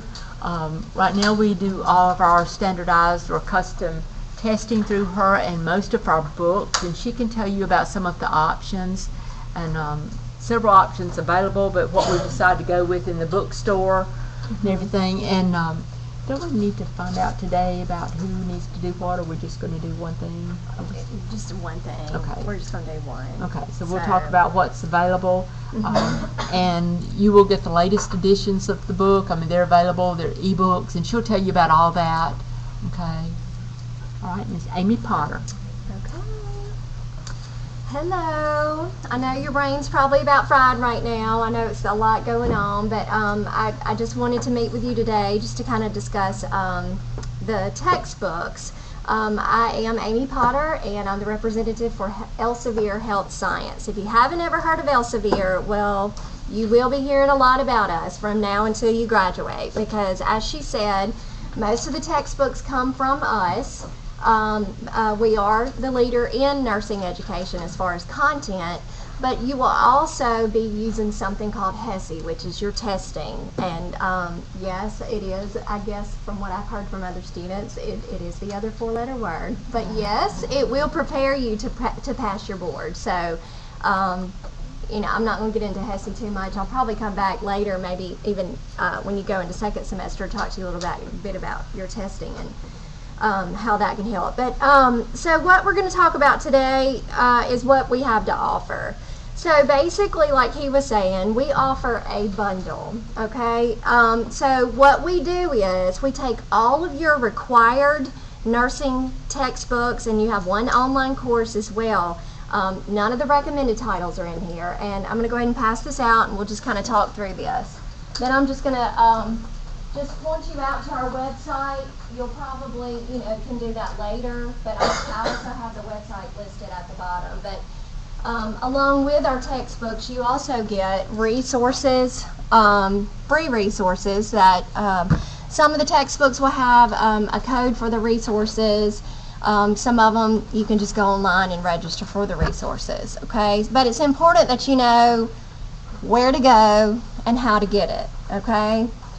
So, as the sheets are coming around, I don't want you to get shocked or anything. Just remember that financial aid and everything will cover this. But basically, these are the Elsevier textbooks that are required of you for first semester. The textbooks also have the ebooks with them in this bundle. If you buy a textbook, even if it's brand new outside of the bundle, you do not automatically get an ebook with it. Okay? I'm going to talk to you a little bit about the ebooks and how ours are different than what you may have been used to, like with other companies or maybe in undergraduate. So ours also have an app available. So if you have your Nursing Central app, you can also have a Bookshelf app that has all of your ebooks for nursing right there. And what's really cool about it, and I'll kind of pull it up, is that you can download it. You do not have to be online to access the books, and they last forever. So that's two common things that I hear from students that are a misunderstanding, because there are other companies that offer ebooks that are just a subscription. So ours do last forever, so just know that. All right, so let's look at it for just a minute, and then I'm going to talk to you a little bit about the ebooks and show you what they look like. So, our ebooks are called Page Burst. So if you see right there, it says Page Burst, print plus ebook package. Okay, so what you're getting is the Gray Morris Calculate with Confidence 6th edition and the ebook. This just published this month. So if you're trying to look it up on Amazon, you're not going to get it very much cheaper than anywhere. Really, ours is going to be cheaper in the package, and you can get it even on Amazon because it's a brand new edition. Okay, so you're getting the print book and the ebook. You're also getting Lewis MedSurge. This is also a new edition. It actually will not even publish until the first part of December. So, I know for a fact that you're not going to find that any cheaper than in this bundle anywhere at all. This will be the most inexpensive way to get Lewis. And just so you know, Lewis MedSurge, really any MedSurge book, is pretty expensive. So if you were to buy just that one MedSurge book and buy the ebook, you're probably going to pay somewhere around $200, if not more, if you bought just those two items. So this package is actually saving you a lot of money. You're also getting the Potter print book, the Potter ebook. Okay, if you notice, and you'll probably pick this up, a lot of your instructors are going to call the book by whoever the author is. So they say, get out your Lewis book, Potter. So that you'll get used to that. Okay, so also notice the third thing by Potter is the Nursing Skills Online. Now this is a code that will come in the bundle. This code is heavily discounted, somewhere around 60 to 70% in the bundle. So just know that. And two, be careful if you think you're going to try to piece it all together. As I was saying before, I've had many students just think, okay, I'm just going to piece it all together, and then either A, they get the old edition, even when they think they're getting a new one. B, you might get the wrong code, or the code has already been used, which means you'll have to turn right around and buy it again. And then C, you're spending a lot of time going out and trying to source and find all these different things, and then you're having to pull it all together. This is simple. One and done. You go and you get everything you need at one time. Okay? All right, last thing, the Perry Clinical Nursing Skills. This is also fairly new. I think it was published in the spring. So it's fairly new. The Perry ebook, and then the Understanding Pharmacology print and ebook. So you're getting the print of everything as well as the e-copy. Again, the ebooks last forever. So why is that important? Well, as a nurse, this is a little bit different than Biology 101, okay? You might not want to keep that forever. But as a nursing student, you need to build a library, okay? Because even when you go out to your first job, you want to have something that you can go and look. Well, nurses today have to be efficient in technology, right? Yeah. Okay. So if you have ebooks, you are getting proficient in technology and knowing how to look up information efficiently that way. So the ebooks could be very helpful, and they're also a huge time saver, and I'll kind of show you how. Lastly, with the bundle, for free, you're going to get the Mosby's Nursing Consult Student Edition. Okay, this is about a $400 value. Okay, if you buy a book separately, you don't get this. So that also comes with the bundle. Okay? Questions just about what's in the bundle? Anything? Yes? Well, all these books, you said this is for like the first semester? Mm-hmm. So we use all these books for the first semester? It reminds you, you will get the most of your books in the first semester. Yeah. Yes, the answer to your question is yes. That's a great question. And every nursing, and you're right. Every semester you don't panic. No. You'll only buy otherwise maybe one book a semester. in addition to this, but this all builds on each other. Yeah, and you'll be using a lot of these books even into, I know definitely the MedSearch book and a lot of the other ones you'll be using even into second semester Right, too. Lewis you will use all semesters. Right. All 5 semesters. And your skills book, all 5 semesters. Right. So a lot of these carry on the whole way. Yeah, they do. Yeah. And y'all aren't the only ones, so don't think you aren't. I mean, I have nursing schools across the state, and they're all kind of front loaded like this. But it's just because you need a lot in that first semester that carries over. So yes. So you're saying this fall we're going to be the biggest purchase we're going to have? As far as books are concerned, yes. So now, and again, I don't want you to think these are required that I put in here. There may be some recommended titles by your professors or your teachers, and you may want to look at that.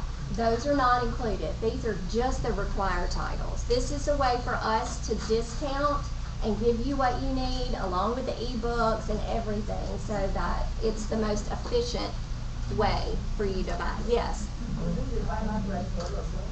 I'm sorry? That is the suggested retail price, yes. Yes. Christmas presents. Right.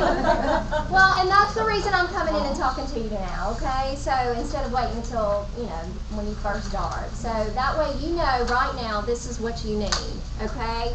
Now, if this is a simplified way, again, if you get it through the bookstore, your financial aid will, if you have financial aid or a grant, it will pay for it. Yes. As far as copies on hand, does the bookstore usually have like a pretty good amount, or if they have to reorder, will it take a while? Well, that's a great question. Okay, so this bundle, what I need to kind of find out today is who is interested. So, but we'll wait and do that after I show you kind of what the ebooks do, because when I talk to students and I do orientations everywhere, most of the time, if I ask before I show the ebooks, I don't have as many people interested. After I show the ebooks, I usually have almost the majority interested, because ours are very unique and very good. Yes? What is the purpose of having like the hard copy there? Well, and that's a great question. And before we did offer several options, but the bookstore did not know what to order and they kept running out. So one semester we might have had a few more students that wanted just the ebook only. And then we had some that, the last 2 semesters, we've had more students want the print and the e. And a lot of my schools are that way. So to help the bookstore be able to order and know exactly how many to get in so that they don't run out, we're just doing one option. Yes? When we apply for the app, like if we get an app for these books, when we go to buy our next book and it's an ebook, will that book will be downloaded to that app? It will, and I'm going to show you a little bit about our ebooks, okay? All right. There it is. The website that you are going to be using for nursing a lot, and it's our website. This is where you will find your this is where you'll also find your online resources for each one of our textbooks, but there's no www. It's evolve.elsevier.com. Sorry, I misspelled it. My typing's not working so good today. Okay. You can always go to Google, and if you Google Evolve, it's always the first one that comes up. If you have a computer, I would set this as a favorite because you're going to use it now until you graduate. So we kind of talked a little bit about HESI and your HESI testing and scores. All that's going to go as far as finding out your score, remediation, things like that will all be funneled through Evolve, okay? Also, the resources that I'm talking about, I'm going to show you. I'm just going to walk you through how to register for those, but it's pretty easy. I'll give you at the bottom of the page, and I'll show you that as well, but at the bottom of the page, evolve.elsevier.com/student life. is an amazing site. It's kind of the how-to. So I know your brain's fried today, and if you forget everything I say about Evolve, you can go to that site on the bottom of the paper, and it's got every answer to every question, okay? All right. So what you'll want to do is you have to create an account, okay? So this account will follow you from now until you end, until you graduate. So the evolve.elsevier.com, if I were you, I would, I'm sorry, not that one. You create an account, it's right here. And you use your first name, last name, email address, and then you put your password in. They assign you a username, email address. If I were you, I would use your Southern Union email address. Okay, that's the one you're going to be checking most of the time anyway for school stuff. So it's pretty easy to create an account. They'll email you your username and password. Just know that if you forget your username and password, don't ask your faculty because they don't know what it is. All you do is just like any other site, they have like a little need help if you need it. Your first name, last name, email, and then they will email it to you. Okay? Don't just say, oh, I think I'll just go create another account, because if you go ahead and do anything in one account, it won't transfer to a new account. So just make sure you use that one. And your username and password is pretty important. If I were you, I would, I put all my passwords on my phone on like the little notes section. Just, it's important that you keep up with that, because when you do actually take a test, HESI test, you have to use that. Okay? Alright, I know it's a lot of information, but just know that that username and password is very important. Alright, so I'm just going to go ahead and sign in as a student.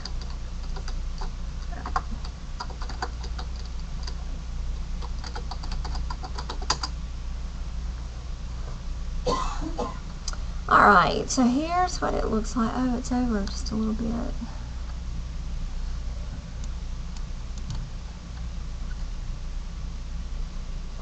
Yeah.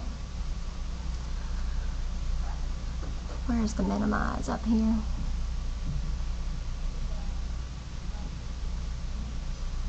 Mine's different. Where's the minimize, Fisker? It's up by the X. Yeah, top to the left there. No, it's you know, where you can do from under 100, because it's not showing the whole screen. You see that Zoom that on our screen is on the top left? You see that? Down a little bit. Okay, all right, yeah. See, mine's on the bottom right on my computer, so that's why it's different. Okay.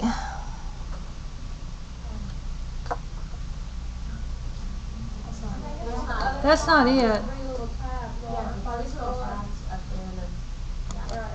Okay. So if you can just minute, yeah. I don't know why it's not lining up. Oh, that's kind of small. That It's make not it a little showing bit all. bigger. It's not showing all the tabs though. Oh. Mm-hmm. Maybe because we've got the now the recording wouldn't have anything to do with it, but our smart thing maybe need calibrating or something. Do you have Mozilla? Let's see, I'm in. Got Chrome. You want to go through Chrome? That's what. Is that not what we are in? Okay, that might be it.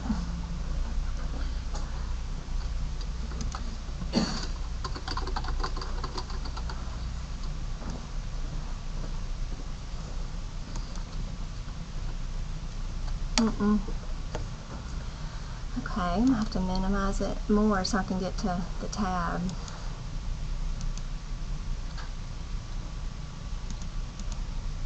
Anybody have any suggestions? I'm thinking IE might be it. Okay.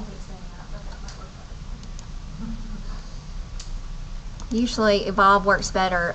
Just to take note too, Evolve usually works better in Google Chrome or Mozilla Firefox or Safari. So we'll try it in. And maybe that computer probably needs updating.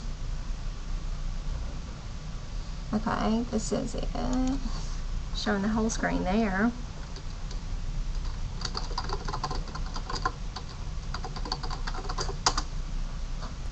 There we go. Okay. Alright, so basically when you sign in, after you create an account, you can go and sign in, and you can register for resources. So let's talk about that first before I show you the ebook. So the way that you'll register, and again, if you want to write this down, you can. You don't have to. I'm going to take you to the Student Life site that has step-by-step directions, okay? So it's up to you. If you want to write it down, great. If not, I'll show you the cheat sheet. So basically what you'll do is you'll go to Catalog, and then you'll go to Search. So one of your books that you have to get is the Potter book. So to me, the easiest way to search, this is kind of like Google. So whatever you put in, it's going to pull up anything that has that name in it. So if you put in Potter, if you search by the author, it usually narrows that search. Okay, so I'm looking at the resources. Notice it says $0. We like free, right? Okay, so let's register. You'll click on this. Now it tells you kind of everything you're going to get. Oh, I'm sorry, wrong book. The next one. Yeah, notice that it also has the cover, which is very helpful. Okay, there are 2 Potter Fundamentals books. Notice that yours is Basic Nursing. It's got all the different colors on it, the red, yellow, green, okay? 7th edition, you want to get the current Basic Nursing. Again, $0. Okay? What you're going to do is, you're going to click Register. Again, this is all on the Student Life site. It'll walk you through it step by step. But you'll click Register. Don't click Enroll into Instructor's Course because you're not enrolling into a course, just for these resources. Register for this now. Okay? I actually had something else in my cart. Okay, and then you click Redeem Checkout. Now, at this point, you may be asked to update your information. Basically, all you need to do is just put in like your institution, fill this information in. This is just to help us to associate you with what school you're. So if you call us and say, hey, I need help with this, then we know who to associate you with. So after you do this, you don't have to do it again. You just put your information in there. So just also remember to tab over. If you click on it, I've had some students that say, oh, I'm clicking on it, it's not letting me put it in. Just tab over. So then you're going to submit, and then it will automatically be added to your account. Okay, so to get back to where that is, it'll tell you that, oh, you can click here now so that you can go into your resources. You always go to My Evolve. That kind of gets you back to where you're, what I call kind of the meat and potatoes, okay? This is all your resources. So you would want to go through that process for each one of your books. It's going to give you some very, very helpful information. There's quizzes, there's NCLEX style questions, there's activities. The Lewis book is awesome because there's like a calendar and just how to study and how to organize as a student nurse. To me, that's very valuable, especially as a new nursing student. So you would want to register for those resources, go in there and get those. So there's case studies. Your faculty knows what's in there too, so you may have assignments in the resources. If you're struggling with something, they may say, oh, did you go in and work those questions in your resources? Because they're kind of like quizzes you can take. So they're really neat. I'm not going to dwell too much longer on that, but just know that you need to register for each one of those. Okay. The cheat sheet. Remember I said this is kind of meat and potatoes, Evolve. If you forget everything I said today or you didn't write down the directions, there's actually a link, Elsevier Student Life within Evolve, and then also the site at the bottom of the page. There it is. This is really helpful. Evolve resources. So again, I know your brain is fried. If you want to know what did she say about registering for those resources? Well, it walks you through it step by step. There's also even like a little training video if you like a video better. Very helpful. Okay, I'm going to go over Page Burst too, but just note, I'm not going to come back to this. There is a section on Page Burst. Page Burst, that's our ebooks. You're actually going to be using Vital Source, so it's going to look like this. That's kind of what your app will look like too. I'll talk to you a little bit about the app. But it just tells you how to get started, how to get it on mobile device, whatnot. So this is also the cheat sheet for that. And then HESI, whenever you get to HESI later on in the semester, if you have questions about anything like that, there's some great information about HESI as well. Online courses, you do have the Nursing Skills Online right there, so if you have questions about that, this is just a great how-to site. Okay? Alright. So, I'm going to log out and go into my other account so I can show you Page Burst. I'm allowed to have another account. Y'all just keep one, okay? Just one account.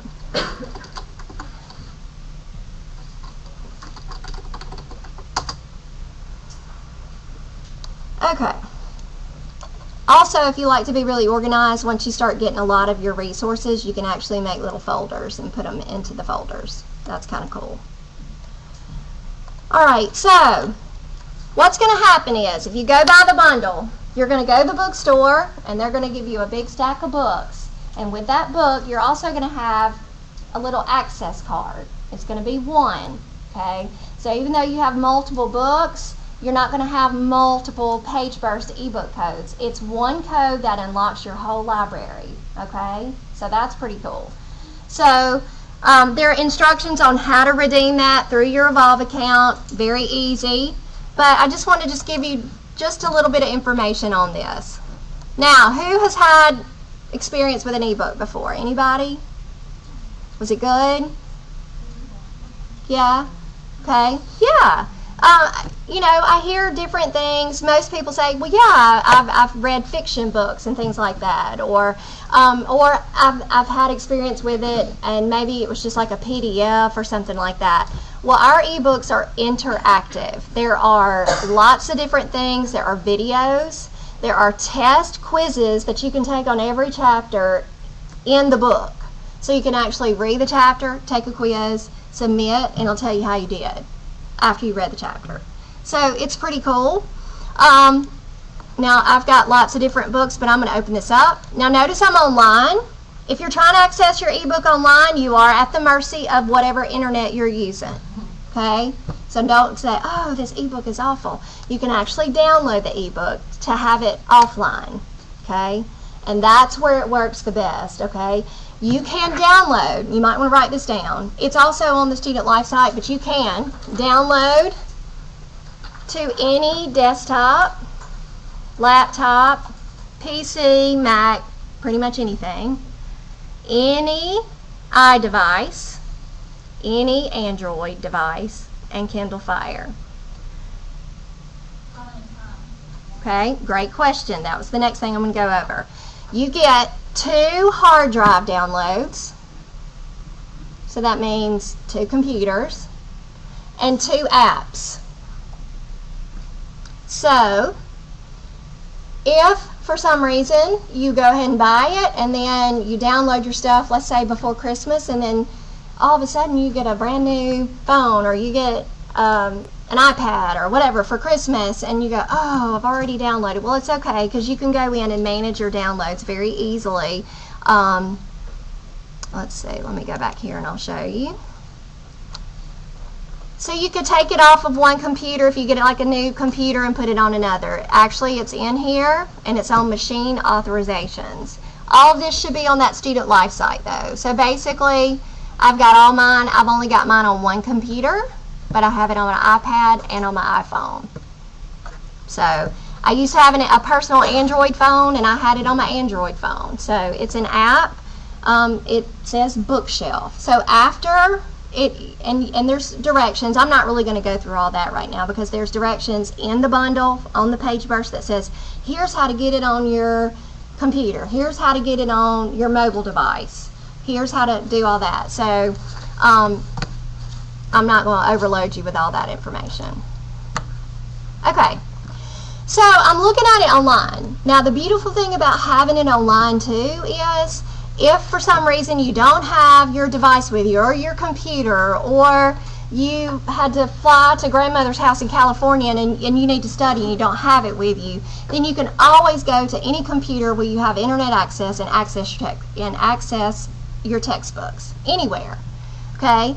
On the downloaded version, I'll show you there's some things you can do. You can highlight, you can there's all kind of things you can do. The other great thing about it, on the downloaded version, every time you connect to the internet, it syncs to the online version, which is really cool because we had an incident with someone in Birmingham, Alabama, that they actually had their home was destroyed by a tornado. She lost every one of her textbooks and her computer.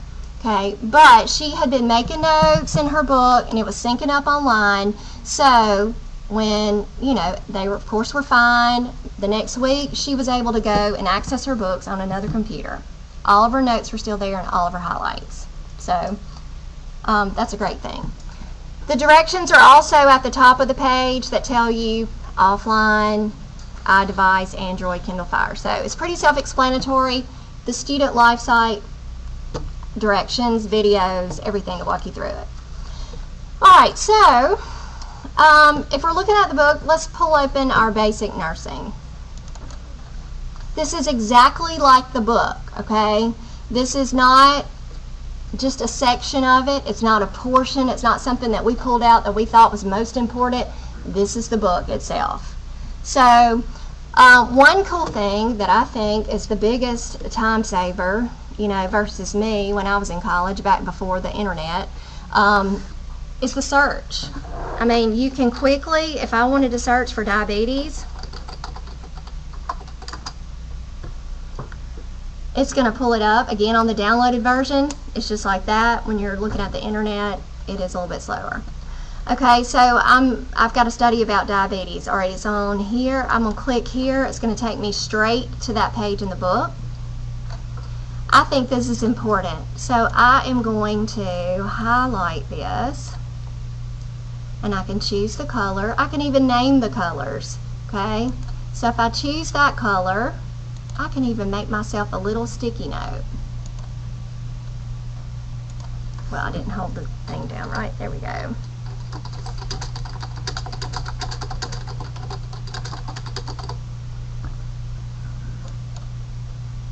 Okay, so now I've got the highlight, I've got a sticky note, all of this is here. It's going to save in my highlight section. Let me back this out. So instead of me just having to scroll through my book to see what my highlights are,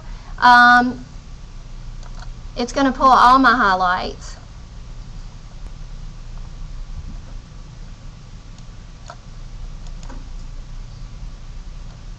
So I can easily grab that. Now on the downloaded version, it is a little bit easier, and you can easily make a study guide. You can choose that. You can right click, copy and paste. You can put it into a Word document, all your highlights, and make a study guide within about 5 seconds. The other cool thing about it is when you pull it out, the highlights, it pulls the highlight color with it, everything that you wanted from there with the sticky note. This will be on the test Friday. And the citation in APA style. So that's pretty big. Another thing I want to point out is I have Brian Gripka's highlights. He's the developer of PageBurst. Dana Kelly's highlights. Now why would I have that? I can subscribe to other people's highlights, like friending on Facebook. You have to friend them. You can friend people through your book if you have the ebook. So all that's going to be on the student life site. So my motto, work smarter, not harder. Okay, time is not your friend in nursing school. So if you want to pair up with somebody and study and share each other's highlights, you know, you might want to say, Dane, let's see what he's got. Brian has no highlights, so he's not helping me. Let's see what Dana has. Dana has no highlights in this book, so that doesn't help me a lot. let's see, I know I've got some in this one. On the highlight.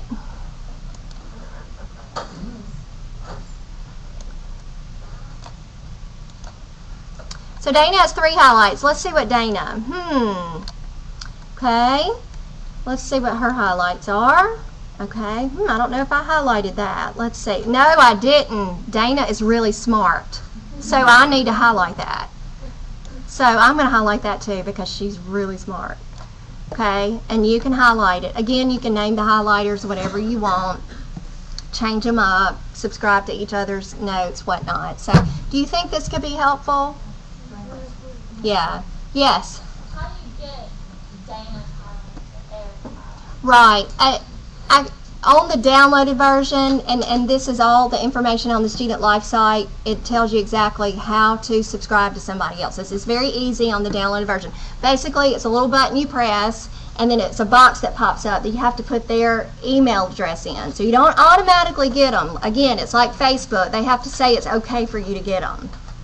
So, you know, it'll send them an email, and then they can say yes or no. And then if you've subscribed to somebody's highlights that you don't think is really helpful, then of course you can defriend them. So, again, it looks a little bit different on the downloaded version. It's more functionality. There's a text-to-speech function on the downloaded version. You can press book and you can press play. Now, I'm not gonna promise you it's the most pleasant voice in the whole wide world, but according to however your computer reads it to you, could be helpful if you're an auditory learner.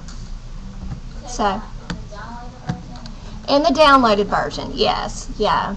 And because I don't have my computer to show you, you know, the online version is very, very helpful. But once you download everything, you'll kind of see it's kind of set up to me like iTunes. It's kind of got, you know, your list. You can even make little folders like you make song list. The books are in a list similar to songs. So it's pretty easy once you get into it, once you download. But yeah, it's very helpful. It is a time saver. The other thing is you can search one book, but here's where it's really big to me. Back when I was in school, again, when there was no internet, we had like 5 books, and if I was trying to do a paper, I was looking through this book, and I'd put sticky notes here, and then I'd highlight, and then so I had all these books out studying in the floor. Okay, you can look up diabetes and look across all your text at one time, and it searches like that. So that's a huge time saver. It really is. Any other questions about the ebooks? I know I could spend a long time, but y'all, I know that there are other things that you need to do. So just remember that Student Life site, the cheat sheet, the how-to. Don't forget about the resources. And Email address on here. Huh? Is your email address on here? I don't think I have. Right. Well, generally, if you have questions, what we do is we have a help phone number that you can call. So let me show you how to do that. Within PageBurst, you can click support, but if you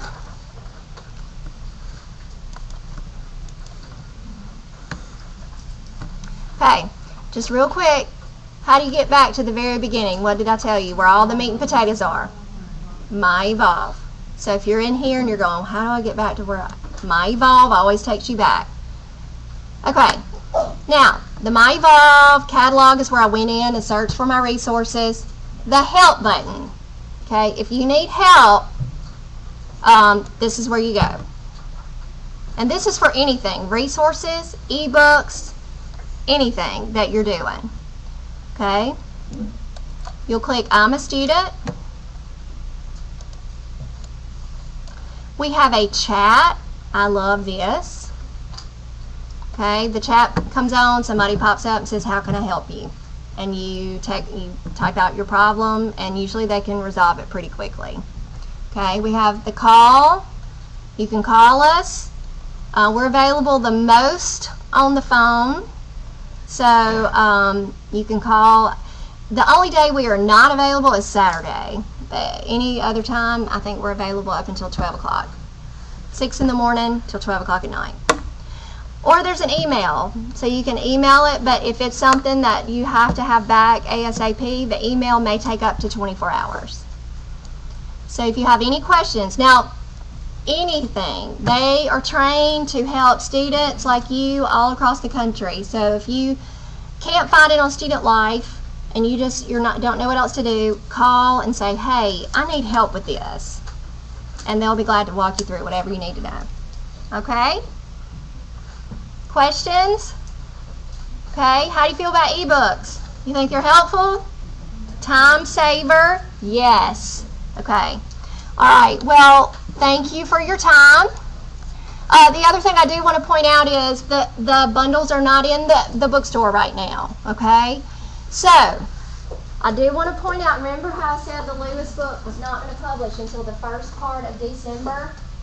So we'll probably be somewhere around the middle of December when they're available. But that doesn't mean that you can't, if you want to get it, you can prepay for it. If you want to go get it, give them about probably 2 weeks, after about November 15th. And they should be able to let you prepay and then let you know when they come in, okay? So all the books will be in sometime around the middle of December. And that's just because the Lewis book publishes December 2nd. Yes? In case, let's just say if I wait until January 1st to do all of that, and they have to order my books, are the ebooks available immediately where I'll be able to? That's a great, great question. Yes. So if they have to reorder for some reason, which I'm going to kind of get a show of hands in just a minute. If they have to reorder, yes, they can order and they can just go ahead and give you your ebook codes. So what I would do would just be provide them with like a temporary ebook code. You would go ahead and get it, so you can go ahead and have your books available, and then when the print books come in, you can go get them. So yes, that's a great question. That's another great thing about purchasing through the bookstore as well. Yeah. So who would be interested? So we can kind of get a count. Okay. Would you say about 75%? I would. We've got about 80 people in here. So about 60 are accepted into the program. So that's real close. Okay. Yeah. So we'll try to order as many as kind of isn't enrolled. So just know that we'll have plenty for you. That's the other beautiful thing about just having one option. So we know exactly how many we need to order. And if you have any other questions, or you want to kind of look more to make your decision, go to that Student Life site and watch the videos. There's actual footage of nursing students talking about how PageFirst has helped them. So it's really good. All right, other questions? Okay, all right, I've got a few little giveaways. I want to see if you're paying attention. Yes.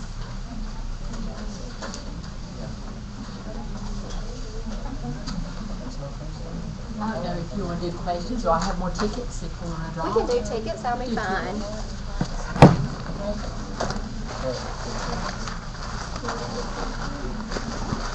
Let's see, I've got...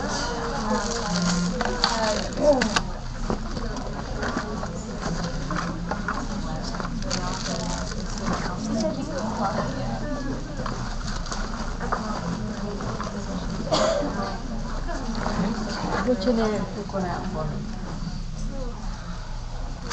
First one, what are we drawing for? Well, they're all the same. So I've got 3 things that are the same. This is for 636465.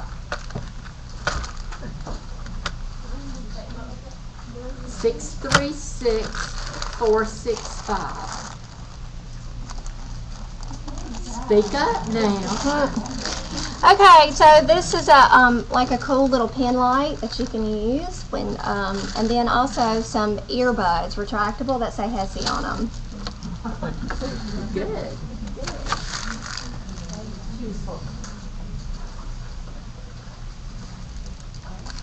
636453.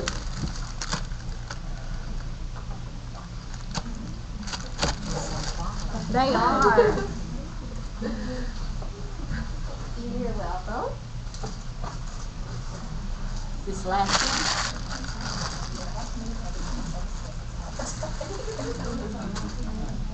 636-483.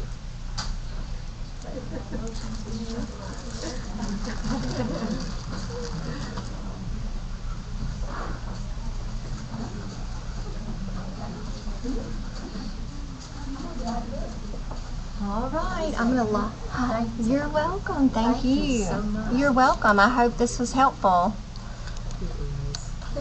You have to. I know you guys are tired. These after lunch things are tough. They're tough on us kids. Okay. Thank you, Miss Potter. Oh, thank you. I'm gonna close out of this. What we're gonna do now, and I know you guys are tired, but we have good stuff coming still. I'm going to introduce you to somebody that you're going to spend the next 5 months with. You're going to feel like they are your sister, mama, whatever, but you'll be spending a lot of time with them. Okay, this is Miss Kelly Bird and Miss Jan Martin. So you guys come up, and they're going to talk to you a few minutes about what's what in Nursing 102, 3, and 4. I'm going to pass out the calendar for the first month of their courses, and then when these guys finish, I will talk to you a little bit about drug screens and stuff like that, and then we'll be done. Okay, drug screens, can't even talk. Your uniforms, equipment, stuff like that. So, As Mr. D said, I'm Mrs. Kelly Bird, and are y'all excited? Okay, 5 months, is it that long? I mean, it's a long time to know y'all, or have y'all. But anyway, we're excited that y'all are joining us this January. And when you get your calendars, now she said the whole month, that's really about the first 3 weeks. That is subject to, it won't change that first week, I know that, but I'm just saying after that 3rd week or whatever, you know, just know that sometimes there's going to be some changes. Let me just say that it's real important that you not plan a trip or plan to do anything for that matter. not ever. Now, well, that might be true too. It's what I'm trying to say is it's a very, very full semester. Spring is very full for y'all. So don't decide, well, I'm going to go on a cruise, okay? Or don't decide, you know, I think I'm going to, I don't know, whatever you want to do. But the thing is you've got to know that it's very full, and it's just about, as you notice, every day. And it can go sometime. You might see them there like 1 o'clock or 3 o'clock. There might be days when we do check-offs and so forth that we might run into 4:30 or 5 o'clock. You never know. Okay? So just know it's very full, and it's a commitment on your part to be in the nursing program because of all the stuff we have to do. We've got a lot to get y'all ready for.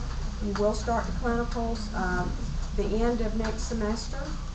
So we've got to get you ready for that, along with a lot of other stuff. And I tell the students this semester that it's like when you're moving. How many of y'all have ever moved? Okay. Next semester you're going to be moving, not really moving, but you're moving into this house, okay? So it's kind of like when you move in, you go in your new house and maybe the lights don't work. Maybe you did get those on. Maybe your phone doesn't work yet. You got to go get that stuff. You know, you got to get your internet. You got to get your cable. You got to get your water running. Have y'all done that? Does it happen the first day? No. How long does it take you? It may take you longer, a couple of weeks here. Okay. What I'm trying to say is you've got a lot of computer programs that we've got to get you on. We've got a lot of stuff to get you into so that you can move through the nursing curriculum from 102 until 204 and graduate.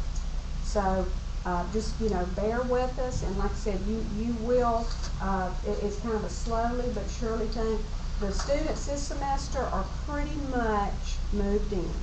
they don't really realize it, but they're pretty much moved in except getting through and finishing their test and finishing up the semester. Just so know it's a very, very busy, and you know, just plan for that and plan for being here just about every day.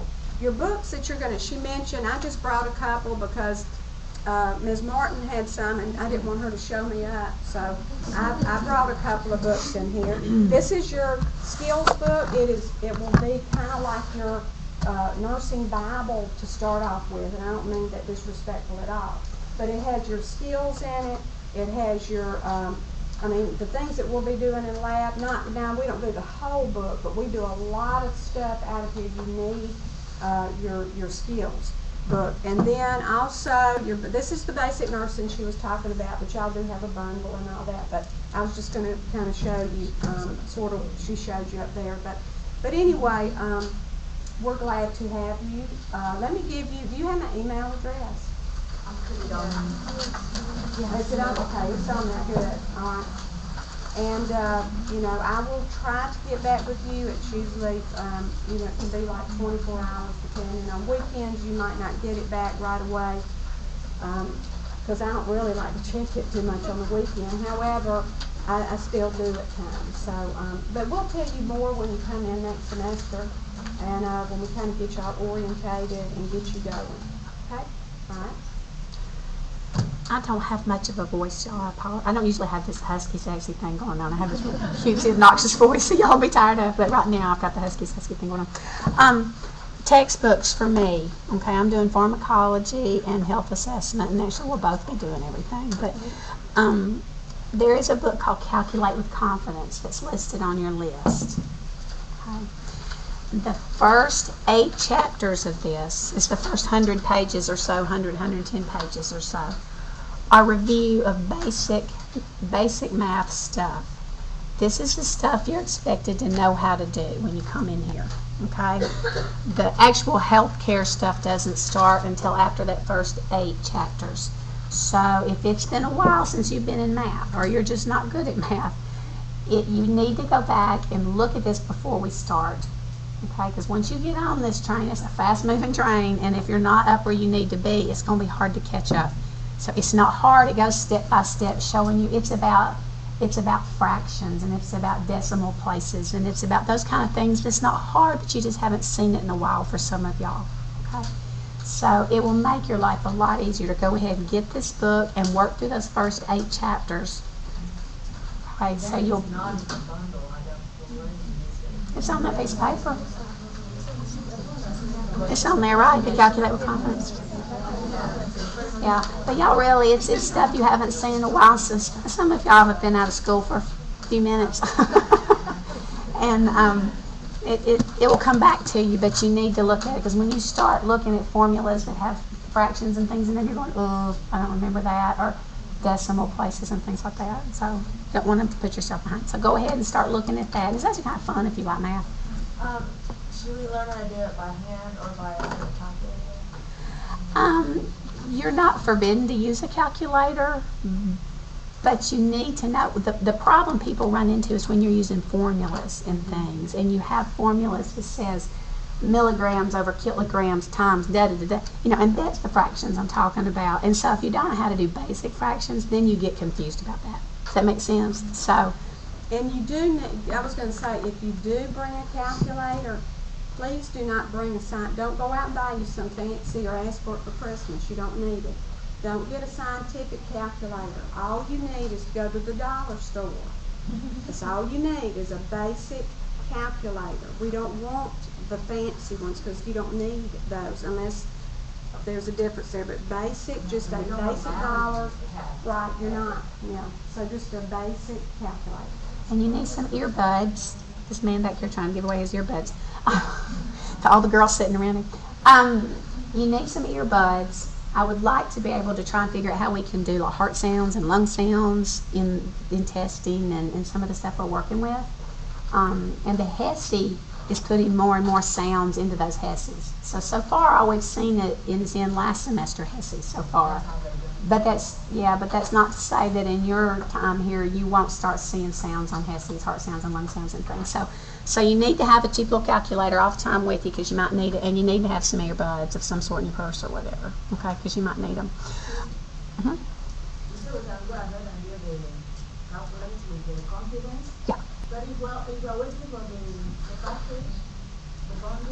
It's in the bundle, yeah.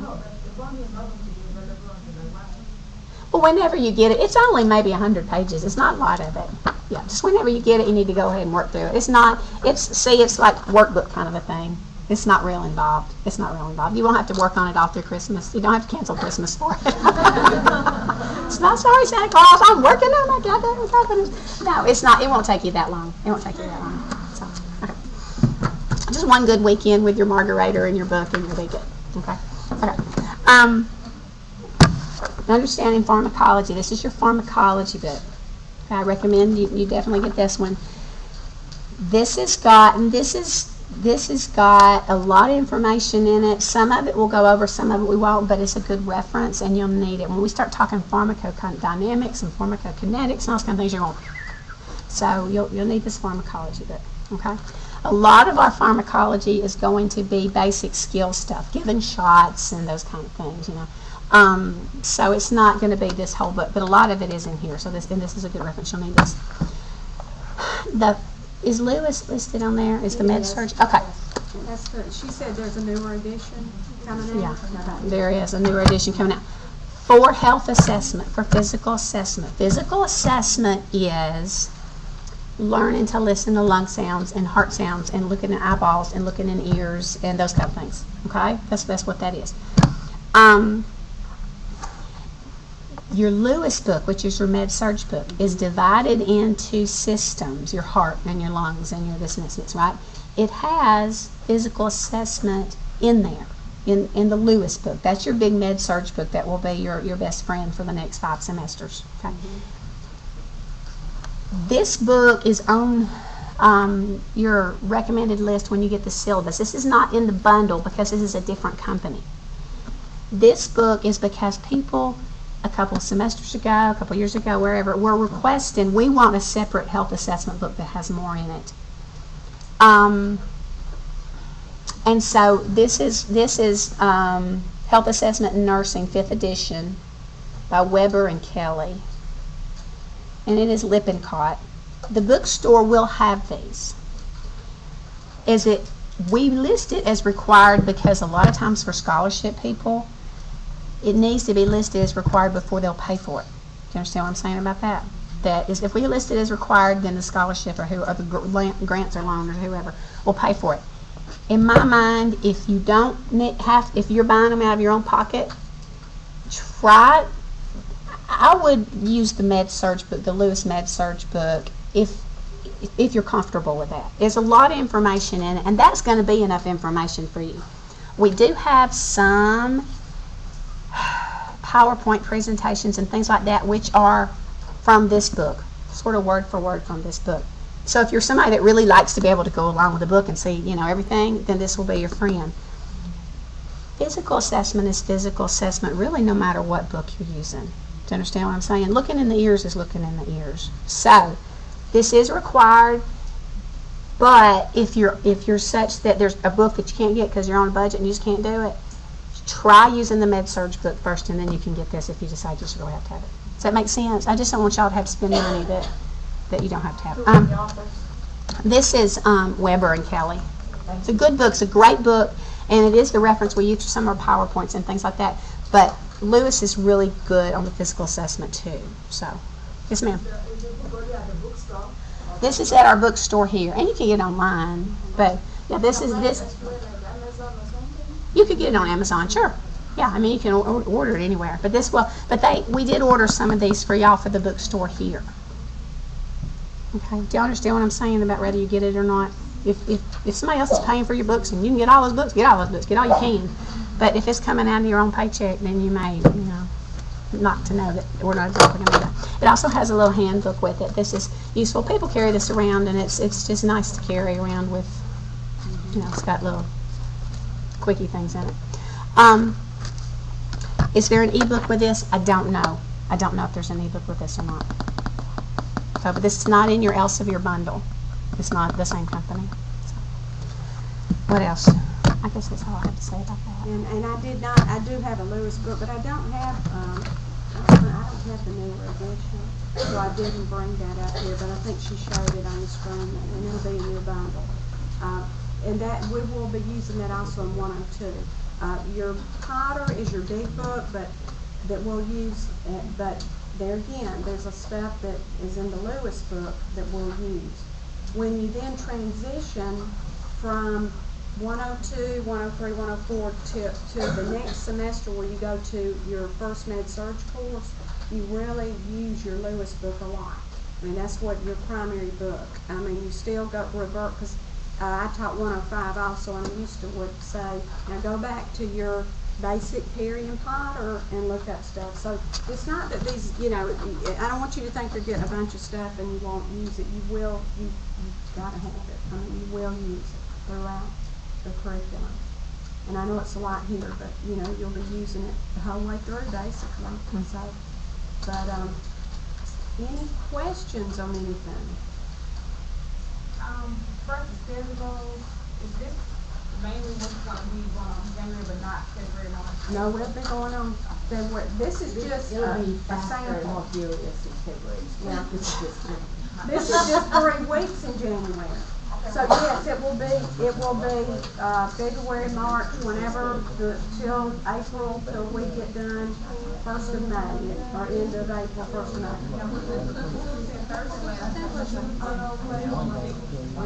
You go to those. Yeah. Tuesday and Thursday. I'm saying, but for different 4 time frames, it's going to be one of those 4 time frames on Tuesday and Thursday. Right. There's an A lab, there's a B lab, there's a C lab. Now, something, you know, as far as time, this can be overwhelming, just to look at it like it is. You're going to be so overwhelmed the first day, so today will be nothing. You know, so just plan on it, it'll be fine.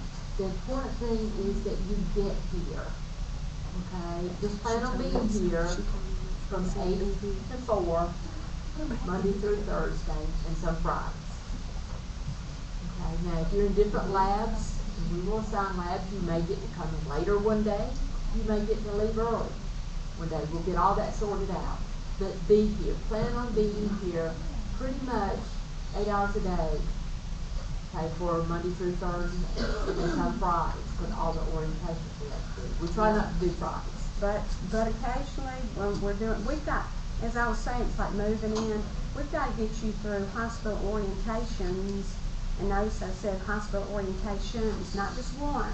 We've got several. 7. Yeah, that we've got to get everyone through, because you might not go to that particular healthcare facility during your 102, but you might during your 105. So we try to get all of that done so it's done.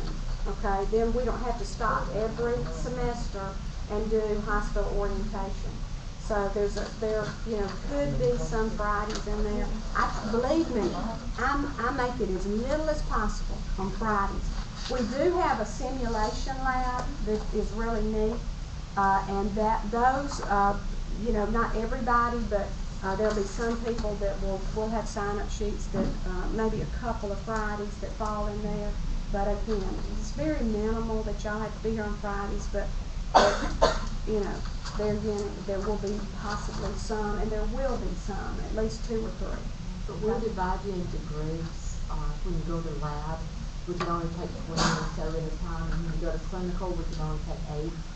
So it's a massive puzzle of dividing you out into groups. Yes. When you go to class, would it be better to go with the hard copy of the book or the electronic version? Either one, I don't care. Either one. Either one. We have students with laptops set up. Right. We have students with every book they have. They bring every time. How do people usually manage work?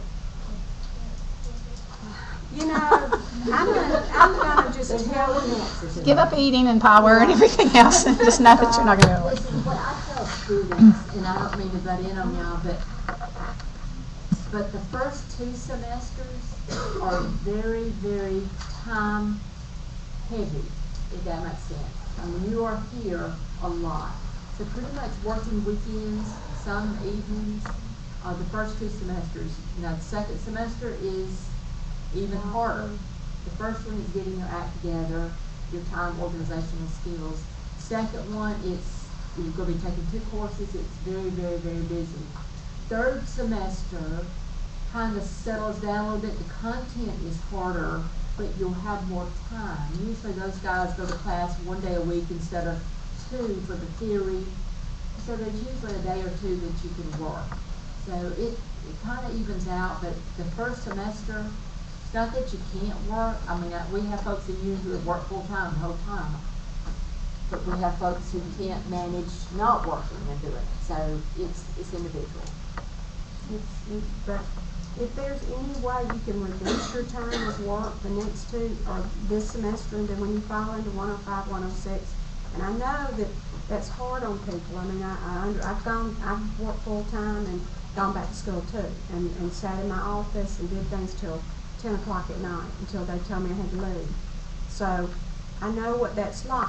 All of us know what that's like. You guys, and there's 24 hours in a day, and your days are probably pretty full now, aren't there? I mean, you've got spouses, children, jobs, things that come up, and you're about to add something. You got to sleep. You just got to. If you need to sleep more than maybe some of you do, but you're about to add something into it that's going to take a lot more time. So something will have to give. I mean, it just will. Yeah, I mean, there are things that, you know, you will have to put aside. And this is something I found that was useful to me. Go ahead and prepare your family now, because I know when I went back to school and out of the, you know, tell my husband, you know, well, I'm going to need you to do this. And he said, well, you know, I didn't know I was going to have to do it. I thought you were educated when we married, and here I've got to go, you know, I work too. Didn't work good. So when I went back and got my master's, I mean, it did end up working good, but when I went back and got my master's, I sat down with him and I said, you know, I really want to do this. I need this for, you know, my work. And I said, but just know that, you know, I may need you to help me a little bit more. Not that you don't now. You're so wonderful, and you help me now so much. But I might not be able to go to the grocery store. I don't know. Maybe I may not. Who knows? Did I lean on the maybe timber? We don't have to worry about stuff. No, they're, I think, listening in at that. It's a class. There's a class after that. I like that. But just kind of, you know, get them prepared. I found that I really do, that helped a lot, because when I said, you know, oh, I've got a paper I've got to do all weekend, and I'm not really sure how I'm going to get to the store, and he'd say, don't worry about it. Of course, when I was done, he said that, you know, the boys, he knew that, he said, you know, it was really neat that we could finally eat together, and he'd say, boys, come on, we're going to supper, and they would run to the car. So, you know, but that's how it is. That's kind of the way life is in nursing school. And I'm not trying to, every one of us have sat in your seats. We know what it feels like, and we know the stress, and sometimes how you're going to get through it. You need to sit down on your own, look at your time, and say, you know, I may have to cut back here a little bit. Y'all ask for help from neighbors, for, you know, like with kids and stuff like that. People sometimes will be happy to help you, and sometimes we are afraid to ask, you know, for their help. But you know, I can't help you, so don't ask me.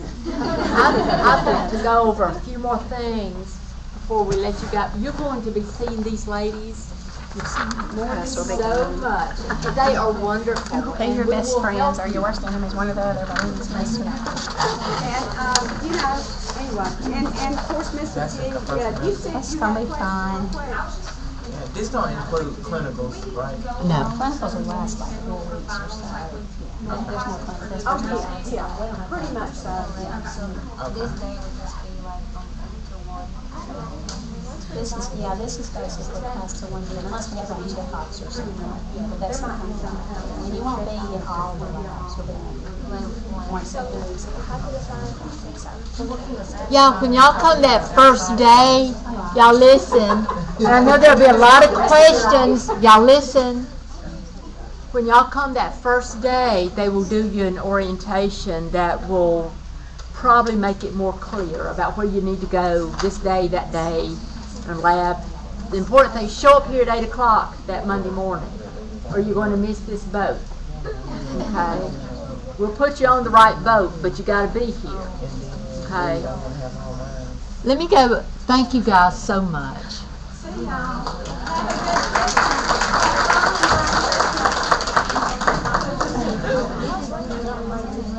Okay, you guys, I know we're short on time. I want to run over some things really, really quick.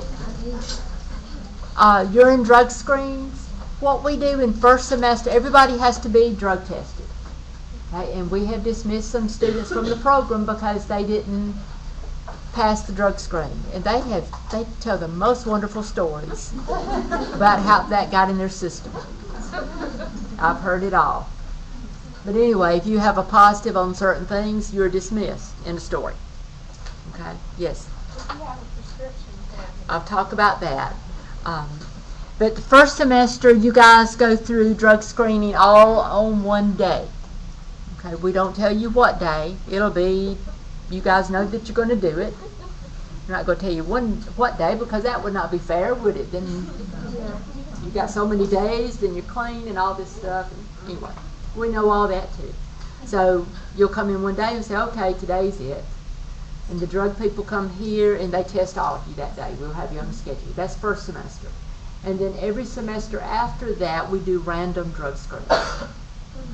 So keep yourself clean. Do what you're supposed to.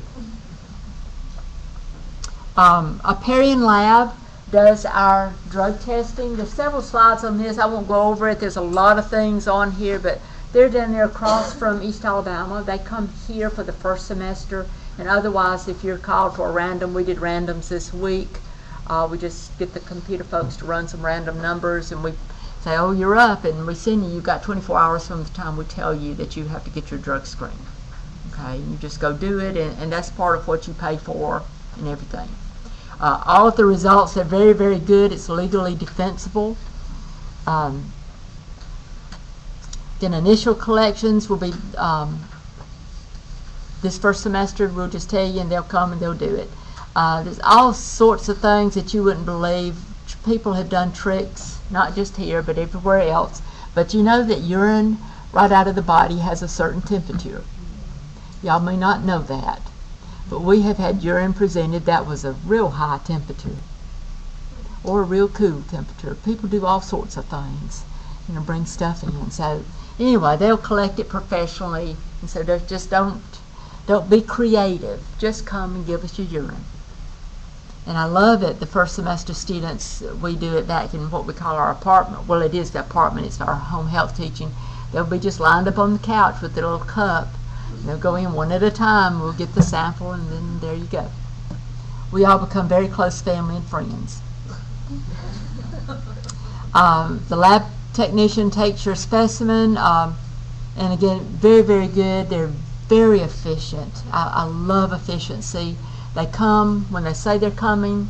They have the right paperwork. They sign it. They take them. It's protected. It's accurate. It's very, very good. What happens, and I can't get into everything that happens, but the specimens are screened for initial presence of drugs. These are some things that it looks for. Cocaine, amphetamines, barbiturates, methadone, things like that. Now, nobody has a prescription for cocaine. It doesn't happen. It doesn't happen. Okay? So these are the sort of things that they look at. What we tell students, there's all sorts of prescriptions out there. The lab people taking your test, they don't want to know what prescriptions you're on. They don't care. That's not what they're about. They're here to take your urine. The deal is, then it will go through the MD, go through the testing, and if they find something that is a prescriptive med, they will call you on the phone number that you give them, on the contact number. The deal I tell students, if somebody calls you and you don't recognize a number, answer it, okay, during that time, because you just gave a urine screen, okay?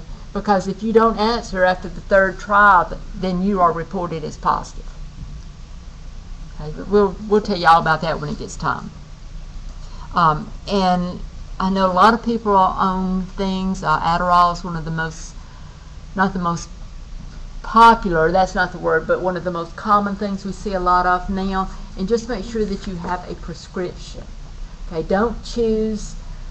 And Darvocet, I mean, even if you have a prescription for it, that's okay, but don't go and decide to take Grandmama's Darvocet because you wasn't feeling real good.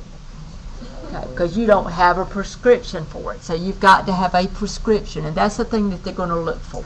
Once you get the call and the physician says you came up positive, then you will have to prove that you have a prescription for whatever they found. Now, again, some of the drugs, it's a no-brainer. Cocaine, what can I say? That was one that was found on a student. That's why it just, and the way he got it, it's just amazing. Talked about this, and you don't need to know about all that, but anyway, I can get y'all a copy of this if you want. But you have to come up negative to stay in the program. If it shows positive, then I mean you're out of the program. There's nothing to talk about. Should you bring your list of medications? No. We don't want to see them. You just need to prove that you have a prescription for whatever shows up if something shows up. Okay. Uniforms. Now you probably have questions about uniforms. We all have, we wear scrubs now, which is a lot better than the whites that we used to wear decades ago, as we've been saying all day. But we have the teal colored scrubs now.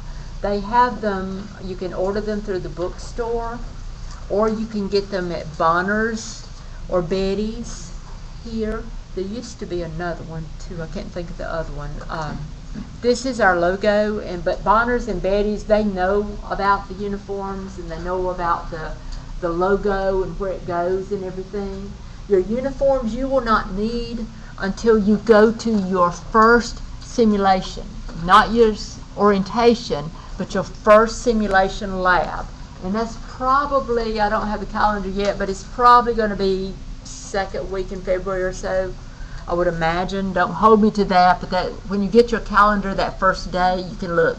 But your number one sim lab, that's when you will have to you'll have to wear your uniform. Okay? What was that date again? It probably will be the first, second week in February. Okay? And you'll get it on your calendar that first day of class. Okay, so you can go ahead and be ordering them and all that.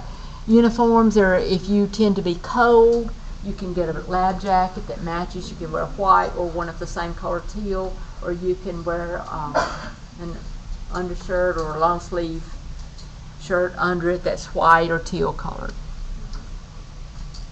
For labs here at the school, this is a question everybody always has. Just wear the clothes that you have on today. Would probably be good for lab. I always tell folks that you don't want to wear something in lab. When you're in lab, we're bending over, and doing all this stuff. We don't want to excite our classmates or to offend our classmates. So keep that in mind as you are coming to lab. So wear something that's comfortable, that you can move around a lot in. Okay, but that's not real, that doesn't show things, because we will call you on it. And we will tell you go put something on.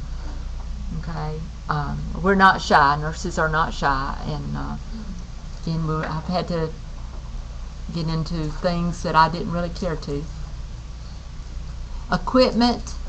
We've talked about a lot of this today. Your books, lots of fees, and we can talk more about those. Supplies vary according to semester. You have to, something that's required that you cannot put on your student loan, okay, is your nurse pack. Okay, and that is required of everybody. And that contains all of your nursing supplies for the whole program. Okay, now you'll use most of it. It's called Nurse Pack, and we sell it here. Okay, we worked out a deal with a company where they put everything into one pack. They have your Foley catheter kit. They have a trach care kit, all your IV supplies, not needles. We don't give out needles and stuff. But tubing, some of the tubings and gloves and stuff like that, it's all in your pack. Okay, and the pack costs $50. Okay, and we'll take cash or check. And that will you'll probably need that probably 1st of February also. She'll give you a date on that, so it'll give you a little bit of time to get that money together. But we'll announce that, and then we've got the nurse packs. They come in a nice bag that you can use over and over and over. It's a canvas bag, and so it's got all your supplies in it. Your iPod, iTouch, we've talked about that. Nursing Central is the app that we put on the iTouches, and you can go to www.nursingcentral.com, I think it is. But that contains your books. We can tell you a little bit about that, more about that later. And I know they know it about in the bookstore, but you can also get it maybe cheaper somewhere else. We say on here, watch with a second hand. I always allow students, this is for checking vital signs and things. Second hand is good. A lot of the watches now don't have a second hand. Okay, I'm fine to use digital. I mean, that's okay to me. Something so that you can count seconds. Okay, something that will allow you to count seconds. With equipment, I know Miss White was selling some stethoscopes today. Some of you might have ordered those through her. You will need a stethoscope sometime in January, probably. That's probably towards the end of January. Ms. Berg can give you more specific dates that first day of class. Your stethoscope, you will find that you will see lots of stethoscopes out in practice, and you'll say, oh, I want one like that. Because you can get stethoscopes probably that cost $20, and you can get them on up $300, $400 more dollars. I would suggest that you not get one that you can hear well out of, but don't get the biggest, most expensive thing right away till you know what you want. Okay, and then maybe suggest that as a graduation present or something. Okay, but get something that you can hear well out of, and we'll teach you how to use it. Okay, and when I say that, you will be amazed at how people don't know certain things about a stethoscope. Okay, but we'll teach you all of that. Clinical sites, real quick. We go lots of places. We go all over Columbus, LaGrange, Opelika, Roanoke Valley, Montgomery, Phoenix City. We go to clinical where we can get the best experience for the student. Okay, so you may be going several different places. Weekend clinicals, sometime we try not to do those, but sometimes the Board of Nursing only lets us take 8 students to clinical at a time, no more than that, and believe me, that's plenty. Okay, but we can't supervise more than 8 people safely in the clinical setting. So right now we have 280 students in the nursing program. Do you know how many groups of 8 that is? A lot.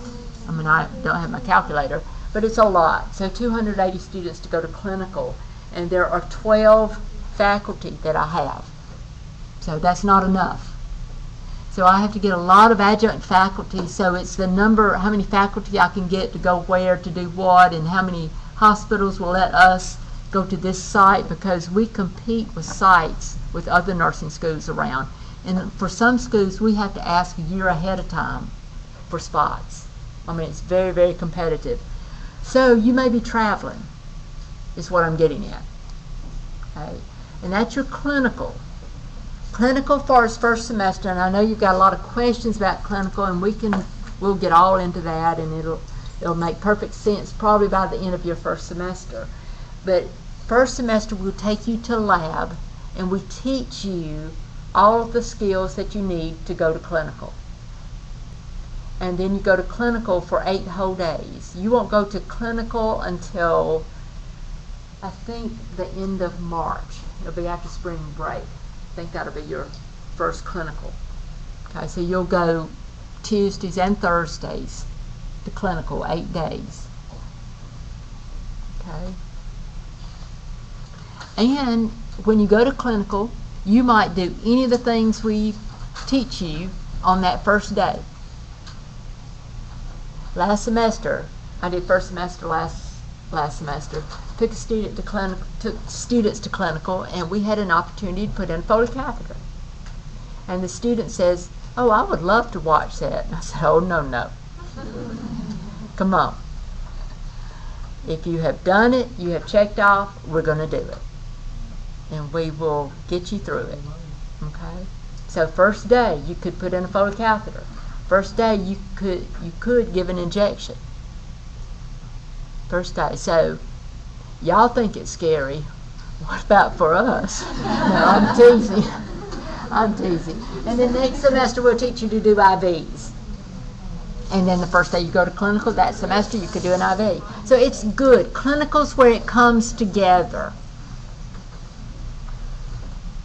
Ms. Bramlett's talked about all of that.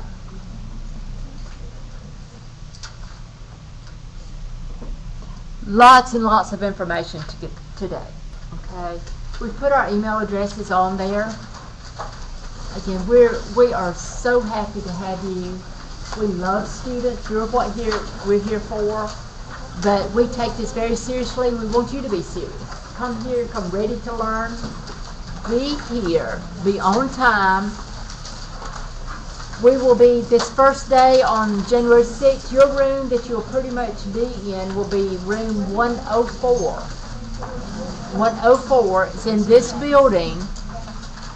Okay, we're on the 3rd floor now, but it'll be downstairs. You'll come in on the main floor and go downstairs. You'll be in room 104. And that'll be your classroom for 102, 3, and 4. Yes. Yes. Did you have questions? Yes.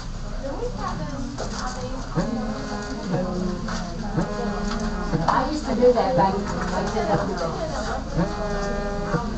We don't do that. It's too dangerous. Question is, are you going to take classes in the summer? You guys admitted in spring. We do try to offer 105, 106, one of them if we can get enough, if we can get an instructor to teach. So it's just easier on you in the fall, but it's not guaranteed. Spring admissions, you generally have the summer off as far as nursing, unless you want to take 105, 106. Does that make sense? The question was, do we do the nursing in the summer? Okay, so for spring admissions, generally that first summer, you don't come.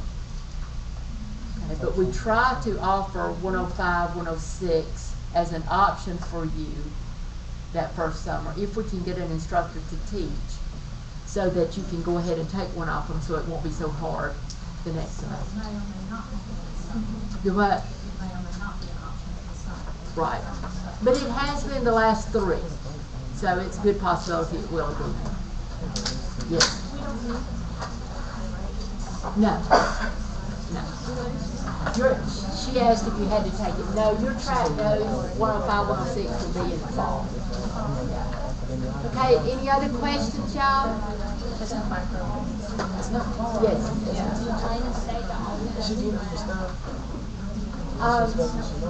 What will happen, and there are alternates in the room, what will happen the first day of class, if you don't show up, okay, clock's ticking and you're losing your spot.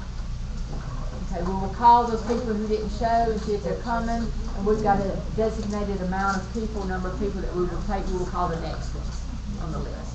So really that's the first day. Okay. And one more thing, let me tell you this, and then I'll let you guys go. I know it's been a long day, and thank you for your attention. But Board of Nursing, when you guys graduate, and I'm teaching last semester now, I'm about to send out 67 of them that looks like they're all going to graduate. When we sign their graduation papers, it says that they have completed so many hours of clinical time. And that goes to the Board of Nursing, and I'm signing that they are good to go. They're ready to send a test and become a nurse. So we have to hold you accountable for so many hours of clinical/lab. And you'll learn more and more about that, but we allow you to miss no more than 10% of the time, okay, for clinical/lab. We'll talk more about that later, but what that means is take your absences seriously. If you have to be absent, you do. I mean, you just do. I mean, things come up. Don't come here if you're sick. Don't leave your car beside the road or your child beside the road and come. You know, I mean, make wise decisions, but choose your absences carefully, because if the limit is, say, 13.5 hours that you can miss because it's 135 hours of clinical, once you hit 14 hours, that's it. You cannot progress. Okay, so I just want you guys to know that. Take your absences seriously. I didn't pass these out. These are magnets. Y'all get your one before you go. Nursing magnets, red or green. Thank y'all. Email me if you have questions.